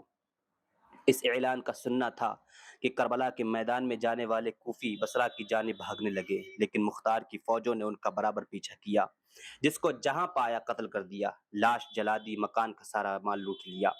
یہ وہ شخص ہے خولی بن یزید جس نے امام حسین رضی اللہ تعالی عنہ کے سر مبارک کو جسم اتھر سے جدا کیا تھا اور نیزے پر ٹانگا تھا۔ جب یہ گرفتار ہو کر مختار کے سامنے لایا گیا تو اسے دیکھتے ہی مختار غصے سے کانپنے لگا۔ حکم دیا کہ اسے فوراً چومیخا کروا کر کے اس کے ہاتھ پیر کاٹو تاکہ دنیا اس دشمن اہل بیت کا عبرت ناک تماشا جی بھر کر دیکھ لے۔ چنانچہ خولی کو اسی ذلت اور رسوائی کے ساتھ قتل کر کے اس کی لاش کو جلا کر خاک کر دیا گیا۔ تقریباً 6000 ظالم کوفیوں کو مختار نے طرح طرح کی تکلیف میں مبتلا کر کے قتل کیا۔ ان ظالم کوفیوں نے اب قتل ہوتے وقت جانا کہ دستے بے کسی میں مرنے اور حالت بیچارگی میں قتل ہونے کی کیفیت کیا ہوتی ہے۔ انہیں یہ بھی معلوم ہو گیا کہ دین چھوڑنے اور دنیا طلب کرنے کا انجام کیا ہوتا ہے۔ فتنہ انگیز اور ظالم کوفیوں کو قتل کرنے کے بعد اب مختار کو ابن زیاد کا خیال آیا۔ ابراہیم ابن مالک ابن اشتر کو بلایا اور کہا کہ میں نے کوفیوں کی فتنہ کو فرد کرنے کے لیے تمہیں بلایا تھا، لہٰذا اب واپس جا کر ابن زیاد کے مقابل اپنے بھائیوں کی مدد کرو اور شرط اللہ کو بھی اپنے ساتھ ضرور لیتے جانا کہ اس کی برکت سے تمہیں فتح نصیب ہوگی۔ چنانچہ ابراہیم بن مالک شرط اللہ کو لے کر اپنے لشکر پہنچے اور پوری فوج کو تیار کر کے کوچ کیا۔ شرط اللہ ایک کرسی تھی جو حضرت علی کے ایک صاحبزادے حضرت طفیل کے پاس تھی۔ حضرت علی کرم اللہ تعالی وجہہ الکریم اس کرسی پر بیٹھ کر مقدمات کا فیصلہ کیا کرتے تھے۔ جب آپ کو شہادت نصیب ہوئی تو یہ کرسی حضرت طفیل کے حصے میں آئی۔ جب مختار نے کوفہ میں اپنی حکومت قائم کی تو حضرت طفیل کی خدمت میں بیش قیمت تحائف پیش کر کے ان سے وہ کرسی حاصل کر لی اور جامع مسجد دمشق میں قیمتی صندوق میں مقفل کر کے رکھ دیا۔ اور جس دن جامع مسجد دمشق میں وہ صندوق رکھا گیا تو مختار نے کھڑے ہو کر حاضرین مسجد کے سامنے ایک تقریر کی، حضرات، شیعوں کے واسطے یہ کرسی شرط اللہ اسی طرح معتبر ہے جس طرح مسلمانوں کے لیے مقام ابراہیم اور بنی اسرائیل کے لیے تابوت سکینہ۔ یہ کرسی جس لشکر کے ساتھ رہے گی وہ اپنے سے 1000 گنا زیادہ لشکر پہ بھی غالب آئے گا۔ فتح و نصرت کے فرشتے اس کے ساتھ ہیں۔ یہ شیر خدا مولا علی کا نشان ہے اور اب دنیا بھر میں شیعوں کا بول بالا رہے گا۔ ابن زیاد یہ وہ شخص ہے جس کی ترتیب کردہ پروگرام کے مطابق میدان کربلا میں ظلم و ستم کا ڈرامہ اسٹیج کیا گیا تھا۔ اب کوفہ سے اپنی جان بچا کر موصول کی طرف جا رہا تھا۔ 20,000 کا لشکر ساتھ تھا۔ ابراہیم ابن مالک نے اس موصل پہنچنے سے پہلے ہی راستے میں روک لیا، چونکہ شام ہو چکی تھی اس لیے رات میں جنگ ملتوی کر دی گئی۔ اس وقت ابن زیاد کا سالار عمر بن اسلمی تھا جو کبھی ابراہیم ابن مالک کا دوست تھا۔ رات کو خفیہ طریقے پر آ کر ابراہیم سے ملاقات کی اور کہا کہ میں اس لیے آیا ہوں کہ کل جب مارکہ کارزار گرم ہو تو میں اپنی فوج کے ساتھ تم سے آ کر مل جاؤں تاکہ ظالم ابن زیاد کو بدترین ذلت نصیب ہو اور مجھے بھی اس کی غلامی سے نجات ملے۔ کیا کروں، جبراً اس کے ساتھ ہوں۔ عمر بن اسلمی کی گفتگو نے حضرت ابراہیم ابن مالک کی ہمت کو اور بڑھا دیا اور انہیں اپنی فتح کا یقین کامل ہو گیا۔ جب صبح کو جنگ شروع ہوئی تو ابراہیم ابن مالک نے دیکھا کہ عمر بن اسلمی کی فوج بڑی جانبازی کے ساتھ ان کی فوج پر حملہ آور ہے۔ کافی دیر انتظار کے بعد جب عمر بن اسلمی نہ آیا تو ابراہیم پر یہ بات واضح ہو گئی کہ یہ اس کی ایک جنگلی چال تھی۔ چنانچہ ابراہیم ابن مالک نے شرط اللہ اٹھائی اور پورے جوش کے ساتھ ابن زیاد کی شامی فوج پر حملہ کر دیا۔ ابن زیاد کی فوج اس حملے کی تاب نہ لا سکی، قدم اکھڑ گئے۔ ابن زیاد جو ابھی تک شریک جنگ نہ ہوا تھا اپنی فوج کی یہ کیفیت دیکھ کر خیمہ سے باہر نکل پڑا اور تلوار کھینچ کر پوری قوت کے ساتھ، پوری شدت کے ساتھ ابراہیم کی فوج پر حملہ کر دیا۔ ساتھ ہی ساتھ پکارا کہ اے شامی بہادروں، دشمن کی تعداد بہت تھوڑی ہے، کیوں گھبراتے ہو؟ بڑھو اور کامیابی کو اپنے گلے سے لگا لو۔ ابن زیاد کی اس مختصر تقریر سے شامیوں میں دوبارہ جوش پیدا ہو گیا۔ لوٹ پڑے اور گھماسان کی لڑائی شروع ہو پڑی، مگر ان کا یہ جوش عارضی تھا۔ ابراہیم کی سپاہی شرط اللہ کو دیکھ کر اس قدر بے باک اور نڈر ہو کر لڑ رہے تھے کہ شامیوں کی ایک بھی نہ چلی۔ سبھی کو جنگ شروع ہوئی تھی اور اب شام کو قریب تھی کہ ابراہیم کی فوج کا ایک کوفی سپاہی آگے بڑھ کر ابن زیاد کے سینے پر برچھی کا ایسا وار کرتا ہے کہ ابن زیاد گھوڑے کی پشت پر الٹا جھک جاتا ہے اور اس سے پہلے کہ شامی اسے بچا لیں اس کوفی نے دوسرا ہاتھ تلوار کا ایسا مارا کہ کندھے سے لے کر کمر تک جسم کے 2 ٹکڑے ہو گئے۔ ابن زیاد کا قتل ہونا تھا کہ شامی فوج بھاگ کھڑی ہوئی۔ ابراہیم نے ابن زیاد کا سر کاٹ کر مختار کے پاس کوفہ بھیج دیا۔ یہاں یہ کیفیت ہوئی کہ مختار نے ابن زیاد کے سر کے آنے سے 3 دن پہلے ہی اعلان کر دیا کہ بہت جلد ابن زیاد کا سر کوفہ کے دارالامارہ میں آنے والا ہے۔ اس اعلان سے چیمے گوئیاں شروع ہو گئیں کہ مختار بھی انبیاء کی طرح دعوی علم غیب کرتا ہے، لیکن جب تیسرے دن ابن زیاد کا سر آ گیا تو تمام کوفی حیرت زدہ رہ گئے۔ یہ وہی مختار ہے جو شروع میں محب اہل بیت رہا اور بعد میں دعوی نبوت بھی کیا۔ جب ابن زیاد کا سر مختار کے پاس پہنچا تو اس نے کوفہ کے دارالامارہ میں ایک عظیم مجلس منعقد کی۔ جس جگہ ابن زیاد نے امام علی مقام رضی اللہ تعالیٰ عنہ کے سر مبارک کو رکھا تھا، وہیں مختار نے اس کا سر رکھا، اور جس جگہ ابن زیاد نے امام سر مبارک کو لٹکایا تھا وہیں مختار نے بھی اس کا سر لٹکایا۔ ترمذی شریف میں ہے جس وقت ابن زیاد اور اس کے ساتھیوں کے سر کوفہ کے دارالامارہ میں مختور کے سامنے رکھے گئے تھے تو سیاہ رنگ کا ایک بہت بڑا سانپ نمودار ہوا جو تمام سروں پر سے گھومتا ہوا ابن زیاد کے سر کے قریب آیا اور اس کی ایک نتنے سے اندر گھس کر تھوڑی دیر کے بعد دوسری نتنے سے باہر نکلا۔ اسی طرح 7 بار کیا اور اس کے بعد سانپ غائب ہو گیا۔ یہ وہ شقی اصلی ہے حرملہ بن کاہل جس نے حضرت علی اصغر کے تشنہ حلقوم پاک پر ایسا تاک کر تیر مارا تھا کہ حلقوم پاک کو چھیدتا ہوا بازو امام میں پیوست ہو گیا تھا۔ اس پر من جانب الہی یہ عذاب نازل ہوا کہ پیٹ کی جانب سامنے کے حصے میں ہر وقت شدید ترین جلن ہوتی رہتی تھی اور پشت کی جانب سخت قسم کی سردی کا احساس رہتا تھا۔ چین نہ ملتا، پیٹ کی گرمی سے نجات پانے کے لیے ہر وقت پنکھا جھلتا رہا اور پیٹ کی سردی دفع کرنے کے لیے پیچھے آگ جلاتا تھا۔ کچھ دنوں کے بعد پیاس کی اتنی شدت بڑھ گئی کہ ہر وقت پانی پیتا رہتا تھا مگر پیاس نہ جاتی تھی، اور ایک دن انہیں مصائب و آلام نے اسی جہنم کی وادی تک پہنچا دیا۔ جابر ابن یزید ازدی یہ وہ شخص ہے جس نے امام حسین کے جام شہادت نوش فرمانے کے بعد سر مبارک سے امامہ شریف اتارا تھا۔ یہ بدنصیب پاگل ہو گیا، گندی نالیوں کا پانی پیتا اور جانوروں کی لید کھاتا ہوا مرا۔ جعونہ حضری یہ وہ بدنہاد شخص ہے جس نے بعد شہادت امام علی مقام کے جسم اطہر سے پیراہن مبارک اتار کر خود پہن لیا تھا۔ کوہڑی ہو گیا، اس کے جسم کا ایک ایک عضو سڑ گیا اور اس موذی اور گھنونے مرض میں اسی کی ناپاک روح نکل گئی۔ اسود بن حندلہ یہ وہ خبیث ہے جس نے امام حسین رضی اللہ تعالیٰ عنہ کی تلوار لی تھی اور مرض ورس میں یہ مبتلا ہو کر انتہائی ذلت و خواری کی حالت میں موت سے ہمکنار ہوا۔ شمر یہ وہ خبیث ترین انسان ہے جس نے سینہ امام علی مقام پر چڑھ کر حلقوم پاک پر خنجر چلایا تھا۔ اس کی بدترین ذلت و خواری کا اندازہ صرف اس بات سے لگایا جا سکتا ہے کہ جب یہ مرا اس وقت اس کی شکل سور کی شکل میں تبدیل ہو گئی تھی۔ خولی بن یزید اس کا تذکرہ پہلے بھی آ چکا ہے۔ قتل ہونے سے پہلے خدائے قہار کی جانب سے اس پر عذاب کے موکل مقرر کر دیے گئے تھے جو ہر رات اس کو اوندھا لٹکا کر اس کے نیچے آگ جلاتے تھے، پھر مختار نے اسے قتل کرا کے آگ میں جلوا دیا۔ غرض یہ کہ ابن سعد، شمر، قیس بن اشش، خولی بن یزید، سنان بن انس، عبید اللہ بن قیس، یزید بن مالک وغیرہ ظالم کربلائیوں کو مختار نے سخت ترین عذاب کے ساتھ قتل کر کے ان کی ناپاک لاشوں کو گھوڑوں کی ٹاپوں سے روندا کر ہڈیاں تک چورا چور کر دی اور انہیں خاک میں ملا دیا۔ یزید کی موت کیسے ہوئی اور یہ کیسے مرا، اس حقیقت کو جاننے کے لیے ہر نظر اٹھی ہوئی ہے، ہر کان اس کے سننے کے لیے بے چین ہے۔ یزید کی موت کے سلسلے میں 3 روایتیں ملتی ہیں۔ ایک، یزید ایک دن اپنے انتہائی رازدار مصاحب سرجون ابن منصور کے ساتھ شکار کے لیے جا رہا تھا۔ راستے میں ایک رومین نسل پادری کی لڑکی پر یزید کی نگاہ پڑ گئی۔ ہوسکار تو تھا ہی، بے چین ہو گیا۔ اب روزانہ کا دستور بنا لیا کہ اس گرجے تک آتا اور واپس چلا جاتا، محض اس خیال سے کہ کوئی سبیل نکل آئے کہ اپنا مقصود پالوں۔ ایک دن لڑکی نہا کر اپنے مکان کی چھت پر بال سکھا رہی تھی۔ یزید کی نگاہ جب پڑی تو تاب ضبط نہ رہی اور دیوانہ وار ہو کر پکارنے لگا۔ لڑکی نے سوچا کہ اس خبیث کی مثال تو ایسی ہی ہے جیسے کہ چاند کو دیکھ کر کتا بھونکنے لگتا ہے۔ یہ ہوس پرست میرے پیچھے ہاتھ دھو کر پڑ گیا ہے، اپنے وقت کا بادشاہ ہے، کہیں ایسا نہ ہو کہ کسی وقت میری عزت و ناموس کو اپنی طاقت و قوت کے ذریعے تباہ و برباد کر دے۔ جب اس نے اپنے نبی کی آل پر ظلم و ستم کرنے میں کوئی کسر نہ اٹھا رکھی تو میں تو غیر ہوں، اس کا دستے ظلم کہاں باز رہ سکتا ہے۔ لہٰذا اس خبیث کی ہوس کاریوں سے محفوظ رہنے کا صرف ایک ہی طریقہ ہے کہ اس بلحوث کو کسی طرح قتل کر دیا جائے، اور اگر اس سلسلے میں جان سے ہاتھ دھونا پڑے تو یہ گوارا ہے، لیکن اپنی عصمت کو داغدار بنایا جائے یہ گوارا نہیں۔ چنانچہ یہ سوچ کر اپنے باپ سے مشورہ کیا۔ پادری نے کہا مجھے تمہاری رائے سے اتفاق ہے۔ اس کے بعد جب پھر سے یزید آیا تو لڑکی نے اشارہ کیا کہ تو تنہا آ، تب ملاقات کی کوئی صورت ہو سکتی ہے۔ چنانچہ یہ ہوس پرست دوسرے دن تنہا پادری کے مکان پر پہنچ گیا۔ لڑکی پہلے سے ہی گھوڑے پر زین ڈالے تیار کھڑی تھی۔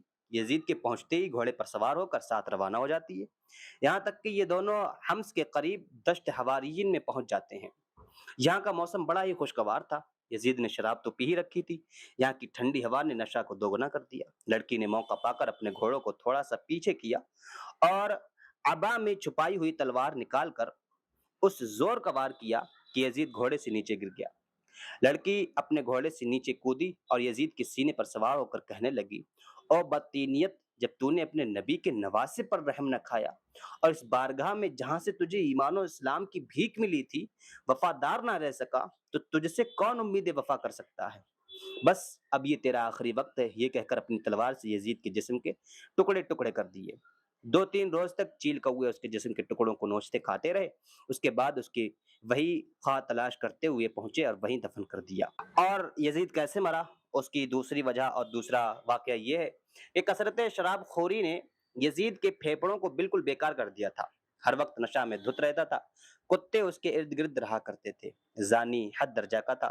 چند روز امراض قبضی میں رہ کر دست پھرتا ہوا جہنم رسید ہوا اور شہر دمشق کے باہر اس کو دفن کیا گیا۔ تیسرا یہ ہے کہ علامہ ابو اسحاق اصفہانی نے اپنی کتاب نور العین فی المشہد الحسین میں تحریر کیا ہے کہ ایک دن یزید اپنے 1000 لشکر کے ساتھ شکار کے لیے نکلتا ہے۔ شہر دمشق سے 2 دن کی راہ طے کر کے ایک میدان میں پہنچتا ہے۔ اچانک اس کی نگاہ ایک ہرن پر پڑتی ہے۔ اس کے پیچھے اپنا گھوڑا ڈال دیا۔ ہرن ایک لقدق خوفناک میدان میں پہنچ کر غائب ہو گیا۔ یزید کا پورا لشکر اس سے دور نہ جانے کہاں رہ گیا، البتہ اس کے 10 لشکری اس کے ساتھ یہاں تک پہنچ آئے تھے۔ پیاس نے اتنا تڑپایا کہ یزید اور اس کے جو ساتھی تھے ایڑیاں رگڑتے رہے اور جہنم میں پہنچ گئے۔ اس دن اس وادی کا نام ہی پڑ گیا وادی جہنم۔ ہزاروں یزیدی تو مختار کے تلوار سے قتل ہوئے، بہت سے قسم قسم کے تکلیفوں میں مبتلا ہو کر موت کے گھاٹ اترے۔ بعض کے منہ ایسے سیاہ اور بھیانک ہو گئے کہ دیکھنے والوں پر خوف کا غلبہ ہو جاتا تھا۔ بعض اندھے ہو گئے، بعض بھوک سے تڑپ تڑپ کر مر گئے۔ شامیوں میں سے ایک شخص جو قاتلین امام میں سے تھا، اس کا منہ سور جیسا ہو گیا تھا۔ لوگ اس کی طرف دیکھتے ہوئے خوف محسوس کرتے تھے۔ ابو نعیم نے روایت کیا کہ کربلائی ظالموں میں سے ایک کا عضو تناسل اس قدر دراز ہو گیا تھا کہ وہ اسے کمر کے گرد لپیٹ کر کاندھے پر رکھ کر چلتا تھا۔ ابو شیخ نے روایت کیا کہ کچھ لوگ بیٹھے ہوئے آپس میں تذکرہ کر رہے ہیں، جس نے بھی امام علی مقام کے قتل میں ذرا بھی امداد اور اعانت کی، وہ ضرور کسی نہ کسی عذاب میں مبتلا ہوا۔ ایک بوڑھا یزیدی بیٹھا ہوا تھا، کہا کہ میں بھی تو معرکہ کربلا میں شریک تھا اور امام کے مخالفین میں سے تھا، لیکن مجھے تو آج تک کچھ نہ ہوا۔ اچانک اس محفل میں جلنے والا چراغ بجھنے لگا۔ یہ بوڑھا اس کی بتی درست کرنے اٹھا، جیسے اس نے بتی کو ہاتھ لگایا پورے بدن میں آگ لگ گئی۔ بے تحاشا آگ آگ چلاتا ہوا بھاگا اور دریائے فرات میں کود پڑا، مگر یہ تو قہر الہی کی آگ تھی۔ ایک فرات کے کل زمین کا ایک قطرہ پانی بھی اس پر ڈال دیا جاتا تو بجائے بجھانے کے تیل کے کام کرتا۔ انجام کار اسی آگ میں جل کر جہنم کی آگ میں پہنچ گیا۔ سدی کہتے ہیں کہ کربلا میں ایک شخص نے میری دعوت میں بھی لوگ شریک تھے، آپس میں گفتگو کرنے لگے کہ جو بھی آل رسول کا خون بہانے میں شریک تھا ذلت کی موت مرا۔ میزبان نے کہا یہ بات غلط ہے، ایک تو میں ہی زندہ و سلامت موجود ہوں، حالانکہ میں بھی یزیدی لشکر میں تھا اور میں نے بھی اہل بیت اطہار اور ان کے رفقا کا مقابلہ کیا تھا۔ رات کا پچھلا پہر تھا، یہ شخص بھی چراغ کی بتی درست کرنے اٹھا، ابھی چراغ ہاتھ تک نہ پہنچا، چراغ سے آگ کا شعلہ بھڑکا اور اس کے پورے جسم کو جلا کر کوئلہ بنا دیا۔ امام واقدی رحمۃ اللہ علیہ نے روایت کیا کہ ایک بوڑھا شخص اندھا ہو گیا تھا۔ اس سے لوگوں نے پوچھا کہ تو اندھا کیسے ہو گیا؟ اس نے کہا کہ میں نے خواب میں حضور صلی اللہ علیہ وسلم کو دیکھا، سرکار کے دست اقدس میں ننگی تلوار ہے اور سامنے امام حسین رضی اللہ تعالیٰ عنہ کے 10 قاتل ذبح کیے ہوئے پڑے ہیں۔ حضور نے مجھ پر نگاہ غضب ڈالتے ہوئے فرمایا کہ تو نے موجودہ رہ کر اس گروہ گوشہ دی، اور یہ فرمایا کہ خون امام کی ایک سلائی میری آنکھ میں لگا دی۔ جب صبح کو میں اٹھا تو اندھا تھا۔ ایک بوڑھے نے خواب میں حضور کو دیکھا کہ سامنے ایک تشت ہے، اس میں خون بھرا ہوا ہے، کچھ لوگ میں ہیں جو حضور کے سامنے پیش کیے جاتے ہیں، حضور ان پر اسی خون کا دھبا لگا دیتے ہیں۔ جب اس بوڑھے کی باری آئی تو اس نے عرض کیا کہ سرکار میں تو موجود نہ تھا۔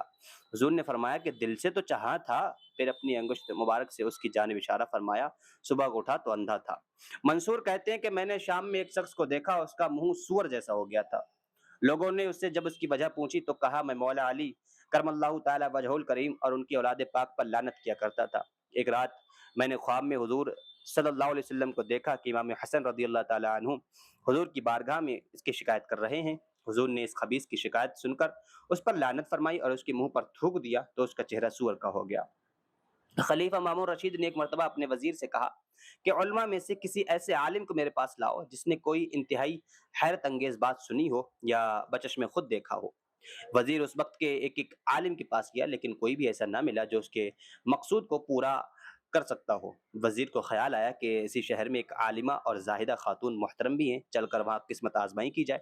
چنانچہ جس وقت وزیر ان کے پاس پہنچا، ان خاتون محترم نے وزیر کے سوال کرنے سے پہلے ہی فرمایا کہ فلاں جگہ پر ایک ایسا آدمی ہے جس سے تیرا مقصد پورا ہو سکتا ہے۔ جب وزیر ان عارفہ کے بتلائے ہوئے پتہ پر پہنچا تو کیا دیکھتا ہے کہ وہاں ایک ایسا شخص موجود ہے جس کے نہ ہاتھ ہیں، نہ پیر، نہ آنکھیں، بالکل اپاہج۔ وزیر نے سوچا کہیں ان خاتون محترم نے مذاق تو نہیں فرمایا۔ پھر ان کے پاس لوٹ کر آیا اور کیفیت بیان کی۔ ان عارفہ نے فرمایا، اے وزیر، بادشاہ کو اس شخص کے ہاتھ پیر آنکھ سے کو تو کوئی مطلب نہیں، کام زبان سے ہے اور زبان اس کے منہ میں موجود ہے۔ اے وزیر، تو اسی شخص کو بادشاہ کے پاس لے جا، اس لیے کہ وہ ایک انتہائی عجیب اور عمدہ بات جانتا ہے۔ چنانچہ وزیر اس کو کھوج کر اٹھا کر کے مامون رشید کے پاس لے گیا۔ مامون رشید نے اس سے سوال کیا، کیا ہے شخص، تم ایسے ہی اپاہج پیدا ہوئے ہو یا بعد میں کسی حادثہ کے سبب میں تم میں یہ عیوب پیدا ہوئے ہیں؟ اس نے جواب دیا کہ امیر المومنین، یہ سب ایک حادثہ کا نتیجہ ہے۔ میں ایک بہت مالدار تاجر تھا، میرے پاس ایک بحری جہاز بھی تھا جس کے ذریعے میں دوسرے ممالک میں تجارت کرتا تھا۔ ایک دفعہ میں نے جہاز میں مال لاد کر، میرے ساتھ 1000 مسلمان مرد بھی تھے، ہم لوگ روانہ ہوئے۔ ایک دن اچانک ایک چٹان سامنے آئی، جہاز اس سے ٹکرا کر ٹکڑے ٹکڑے ہو گیا، سب لوگ ڈوب گئے۔ میں نے کسی صورت سے ایک تختہ کا سہارا لے لیا، وہ تختہ موجوں کی روانگی کے ساتھ دائیں بائیں کبھی بائیں بہتا ہوا ایک دن موجوں نے میرے تختے کو ایک بہت بڑے پہاڑ کے سوراخ میں ڈھکیل دیا۔ میرا تختہ اس سوراخ میں پانی کے اوپر نہ جانے کب تک بہتا رہا۔ کچھ عرصے کے بعد میں نے زمین کی صورت دیکھی، لیکن وہ زمین ہماری زمین کی طرح نہ تھی، بلکہ اس کا رنگ پیلا تھا۔ میں نے وہاں اتر کر وضو کیا، 2 رکعت نماز پڑھی، نماز سے فارغ ہو کر چاروں طرف نگاہ ڈالی تو کچھ دور پر ایک مکان نظر آیا۔ میں اس کی طرف چل دیا، قریب پہنچ کر معلوم ہوا کہ وہ ایک بہت وسیع آباد محل ہے۔ محل کے سامنے ہی ایک حوض ہے جس میں انتہائی صاف شفاف پانی موجود بھرا ہوا ہے، اور اس حوض کے اوپر ایک شخص کو پھانسی پر لٹکا دیا گیا ہے اور اس کے سر پر لکڑیاں جل رہی ہیں۔ وہ شخص اس آگ میں جل رہا ہے اور چیخ چیخ کر کہتا ہے کہ اس رب تعالیٰ کے نام پر جو رحمان و رحیم ہے، کوئی پانی کا ایک گھونٹ پلا دے، میں پیاس سے بےتاب ہوں۔ اے امیر المومنین، میں منظر کو دیکھ کر بہت سخت خوف زدہ ہو گیا اور مجھ پر انتہائی ضعف طاری ہو گیا، یہاں تک کہ اٹھنے کی طاقت بھی نہ رہی۔ لیکن پھانسی پر چڑھے شخص کی حالت زار کو دیکھ کر مجھے بڑا ترس آیا۔ میں نے کہا، اے شخص، میں تجھے پانی پلاتا ہوں۔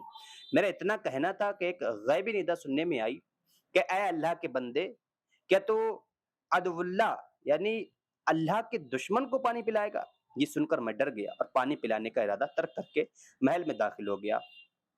محل کے اندر ایک جگہ ایک بہت بڑا گڈھا دیکھا جس میں آگ ہی آگ بھری ہوئی تھی، اور اس میں بہت سے لوگ جل رہے تھے اور کہہ رہے تھے، اس خدا بند کریم کے لیے جو رحمان الرحیم ہے، ہمیں اس آگ سے نکالو۔ میں نے چاہا کہ ان لوگوں کو آگ سے نکال لوں، لیکن یہ ارادہ کرنا ہی تھا کہ پھر وہی غیبی ندا سنائی پڑی۔ گھبرا کر محل سے باہر نکل آیا۔ جس وقت اس سولی پر چڑھے ہوئے شخص کے پاس سے گزرا تو اس کی بیچارگی دیکھ کر بڑا ہی رحم آیا۔ پانی لے کر پلانے کا ارادہ کیا ہی تھا کہ پھر وہی غیبی ندا سنائی دی، ہم نے تجھے پہلے بھی منع کیا تھا لیکن تو باز نہیں آیا، ہم نے تجھے یہ سزا دی کہ تیرے اعضاء ختم ہو جائیں گے۔ پھر وہی ہوا جو اللہ تبارک و تعالیٰ نے چاہا، میرے ہاتھ پیر آنکھیں ختم ہو گئیں اور ایک ندا سنائی دی گئی کہ اگر تو چاہے تو یہ عذاب دنیا میں برداشت کر، ورنہ آخرت میں اسی طرح کے عذاب کو جہنم میں پسند کر لے۔ میں نے عرض کی، مجھے یہ عذاب اسی دنیا میں ہی دے دیا جائے۔ پھر میں نے اسے پھانسی پر چڑھے ہوئے شخص کو اور آگ کے گڈھے میں جلنے والے لوگوں کے متعلق سوال کیا کہ یہ کون لوگ ہیں؟ تو جواب ملا کہ پھانسی پر لٹکنے والا یزید بلید ہے اور قیامت تک اسی طرح مبتلا عذاب رہے گا، اور آگ میں جلنے والے اس کے معاون و مددگار نیز وہ لوگ ہیں جو حضور علیہ الصلوۃ والسلام کے احکامات کی کوئی شان نہیں سمجھتے اور سنت رسول کو داعی کرتے رہتے ہیں، اس کو ہلکا سمجھتے ہیں، قیامت تک اسی طرح عذاب میں مبتلا رہیں گے، اور قیامت میں جب تک اللہ تعالیٰ چاہے گا عذاب میں مبتلا رکھے گا۔ اور یہ واقعہ تھا جو میرے ساتھ پیش آیا تھا۔ پھر ہزاروں دقتوں اور مشقتوں کے بعد گھر واپس آیا۔ دوزخ میں ایک بہت بڑا سانپ ہے جس کو شدید کہتے ہیں، ہر روز وہ 70 مرتبہ لرزتا ہے اور اس کے جسم سے زہر ٹپکتا ہے۔ مولا تعالیٰ اس سے ارشاد فرماتا ہے کہ اے شدید، کیا چاہتا ہے؟ شدید عرض کرتا ہے، اے رب، قاتلین امام حسین رضی اللہ تعالیٰ عنہ کو مجھے دے دے، میں ان پر اپنا زہر ڈالوں۔ اللہ جل شانہ ارشاد فرماتا ہے، اے شدید، ٹھہر کہ قاتلین امام حسین کو میں تیرے حوالے کروں گا کہ تو جس طرح چاہیں ان کو عذاب دے۔ امام حسن بصری رضی اللہ تعالیٰ عنہ فرماتے ہیں ایک شخص برابر میرے پاس آتا تھا کہ مجھ سے مسائل شریعہ سیکھے، لیکن اس کے منہ سے ایسی سخت بدبو آتی تھی جس کا برداشت کرنا بہت دشوار تھا۔ ایک دن میں نے اس سے اس بدبو کے متعلق پوچھا، کیا وجہ ہے کہ تیرے منہ سے ایسی نفرت انگیز بدبو آتی ہے؟ وہ شخص انتہائی شرمندہ ہوا اور کہنے لگا کہ میں اس گروہ میں سے ہوں جو دریائے فرات پر اس لیے پہرا دے رہا تھا کہ امام حسین رضی اللہ تعالیٰ عنہ کے خیمے میں پانی کا ایک قطرہ نہ جانے پائے۔ واقعہ کربلا کے بعد ایک رات میں نے خواب میں دیکھا کہ قیامت قائم ہے، میں سخت پیاس کے عالم میں ہوں، چاروں طرف پانی تلاش کرتا ہوا لیکن پانی نہیں ملتا۔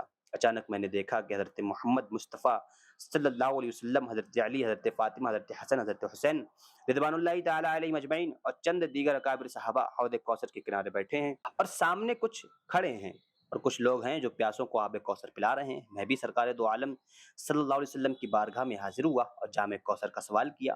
کوثر پلانے والوں نے سرکار کی بارگاہ میں عرض کیا، یا رسول اللہ، یہ شخص ان لوگوں میں سے ہے جو دریائے فرات پر اس لیے پہرا دے رہا تھا کہ آپ کے جگر گوشے امام حسن رضی اللہ تعالیٰ عنہ کے خیمے میں پانی کا ایک قطرہ نہ جانے پائے۔ یہ سن کر سرکار دو عالم صلی اللہ علیہ وسلم نے فرمایا کہ اس کو قطران پلا دو۔ چنانچہ انہوں نے مجھے قطران پلا دیا۔ خواب میں قطران کا پینا تھا کہ میں بیدار ہو گیا اور اسی وقت سے یہ بدبو میرے منہ میں پیدا ہو گئی اور ہر وقت یہ بدبو رہتی ہے، یہاں تک کہ میں جو چیز بھی کھاتا ہوں قطران بن جاتی ہے، جس کی وجہ سے لوگ مجھ سے سخت نفرت کرتے ہیں۔ حضرت امام حسن بصری رضی اللہ تعالیٰ عنہ فرماتے ہیں، یہ واقعہ سن کر مجھے اس سے سخت نفرت ہو گئی اور میں نے اس کو سختی کے ساتھ منع کر دیا کہ آئندہ میرے پاس مت آنا۔ چنانچہ وہ شخص چلا گیا اور چند ہی دنوں کے بعد ذلت کی موت مر گیا۔ ابو المفاخر روایت کرتے ہیں کہ ایک شخص کو لوگوں نے حرم کعبہ شریف میں دیکھا کہ اس کے چہرے پر نقاب ہے اور وہ خانہ کعبہ کا طواف کر رہا ہے۔ طواف کرتے وقت یہ کہتا ہے، یا اللہ مجھے بخش دے، حالانکہ تو مجھے نہ بخشے گا۔ حرم کعبہ شریف کے مشائخ نے اس سے کہا، اے شخص، اللہ تعالیٰ کی رحمت سے نا امیدی اور کفر تو اتنا بڑا گناہ، مگر اللہ کی رحمت سے نا امید نہ ہو۔ اس شخص نے کہا، ہے لوگوں، آؤ میرا قصہ سنو تاکہ جان لو کہ میری نا امیدی کی وجہ کیا ہے۔ لوگوں نے کہا، سنا۔ اس نے کہا، میں اس لشکر میں شامل تھا جس نے میدان کربلا میں امام حسین رضی اللہ تعالی عنہ سے جنگ کی ہے، اور امام علی مقام کی شہادت کے بعد میں ان سواروں کے ساتھ ہوں جو امام حسین رضی اللہ تعالی عنہ کا سر مبارک ملک شام لے جا رہے تھے۔ ہم لوگ 50 آدمی تھے جو شہداء کرام کے سروں کی نگہبانی پر مامور تھے۔ ہمارے ساتھیوں کا معمول تھا کہ رات میں شہداء کرام کے سروں کو درمیان میں رکھ کر چاروں طرف سے گھیرا ڈال کر بیٹھ جاتے اور شراب نوشی کیا کرتے تھے۔ اگرچہ میں ان سے دور رہتا اور کبھی کبھی اپنی اس بدحالی پر افسوس بھی کرتا تھا۔ ایک رات میرے تمام ساتھی شراب نوشی کے بعد بدمست ہو کر سو گئے۔ میں جاگ رہا تھا، اچانک میں نے دیکھا کہ سر پاک امام حسین پر ایک نورانی خیمہ تنا ہوا ہے اور چند نورانی صورتیں فضا میں نظر آ رہی ہیں، اور ایک شخص سبز لباس پہنے اور سفید عمامہ باندھے میرے سرہانے کھڑا ہے۔ میں نے پوچھا، یہ کون لوگ ہیں؟ جواب ملا، یہ اللہ تعالیٰ کی بارگاہ کے مقرب فرشتے ہیں۔ پھر تھوڑی ہی دیر میں انبیاء اکرام علیہم الصلوۃ والسلام کی ایک مبارک جماعت بھی تشریف لائی، اور سب کے آخر میں اللہ کے پیارے حبیب صلی اللہ علیہ وسلم اپنے اہل بیت اطہار اور صحابہ اکرام کے ساتھ تشریف لائے۔ سب نے یہ کے بعد دیگر امام علی مقام رضی اللہ تعالیٰ عنہ کے سر مبارک کو بوسہ دیا اور پیار سے فرمایا، اور فرشتوں کی ایک جماعت جن کے ہاتھوں میں آگ کے گرز تھے سرکار دو عالم کی بارگاہ میں عرض کرتے ہیں، سرکار اجازت ہو تو پہرا دینے والے ان نابکاروں کو ہلاک کر دیں۔ سرکار نے انہیں اجازت دے دی۔ ان فرشتوں نے آگ کے گرزوں سے 50 آدمیوں کو جلا کر خاک کر دیا۔ جب میرے قریب آئے تو میں نے فریاد کی، الامان یا رسول اللہ۔ سرکار دو عالم صلی اللہ علیہ وسلم نے فرمایا، دور ہو، اللہ تجھے نہ بخشے، لہٰذا اے لوگوں مجھے یقین ہے کہ میری بخشش نہ ہوگی۔ لوگوں نے پوچھا کہ چہرے پر نقاب کیوں ڈال رکھی ہے؟ کہنے لگا، اس خوفناک واقعے کی وجہ سے میرا چہرہ بدل گیا ہے۔ جب لوگوں نے زیادہ اصرار کیا تو اس نے اپنے چہرے سے نقاب کو ہٹایا۔ لوگوں نے دیکھا کہ اس کا چہرہ بالکل سور جیسا ہو کر سیاہ ہو گیا ہے اور دانت انتہائی خوفناک طریقے پر باہر نکلے ہوئے ہیں۔ مشائخ حرم نے اس سے کہا کہ اے شخص، جتنی جلد ہو سکے تو ہم سے دور ہو جا، کہیں ایسا نہ ہو کہ تیری وجہ سے ہم پر بھی کوئی بلا نازل ہو جائے۔ اس شخص نے چہرے پر نقاب ڈالا اور روانہ ہو گیا۔ ابھی 10 قدم ہی چلا ہوگا کہ بجلی کی تیز چمک ظاہر ہوئی اور اسے جلا کر خاک کر دیا۔ عبد الملک ابن عمریشی کہتے ہیں کہ میں نے کوفہ کے اس دارالعمارہ میں امام حسین رضی اللہ تعالی عنہ کا سر مبارک ابن زیاد کے سامنے رکھا دیکھا۔ اس کے بعد اسی جگہ عبداللہ بن زیاد کا سر مختار بن عبید ثقفی کے سامنے رکھا دیکھا۔ اس کے بعد اسی جگہ مختار بن عبید ثقفی کا سر حضرت مصعب بن زبیر رضی اللہ تعالیٰ عنہ کے سامنے رکھا دیکھا۔ کہتے ہیں کہ جب میں نے عبد الملک بن مروان سے ان واقعات کا ذکر کیا تو وہ کانپنے لگا اور فوراً ہی دارالعمارہ سے باہر نکل کھڑا ہو گیا اور دارالعمارہ کی جانب دیکھ کر کہنے لگا، اب اس مکان کو پانچواں سر دیکھنا نصیب نہ ہو، اور یہ کہہ کر دارالامارہ کو مسمار قرار دیا۔ یہ تو یزید اور اس کے متبعین کی دنیاوی سزا کا اجتماعی تذکرہ تھا، باقی رہا آخرت کے عذاب کا عالم کیا ہوگا اور اس کی کیفیت کیا ہوگی، اس کا علم اللہ اور اس کے رسول صلی اللہ علیہ وسلم کو ہے۔ البتہ اس دنیاوی عذاب کے عالم کو دیکھ کر آخرت کے عذاب کا اندازہ لگایا جا سکتا ہے، وہاں کے دردناک عذاب کا قیاس کیا جا سکتا ہے۔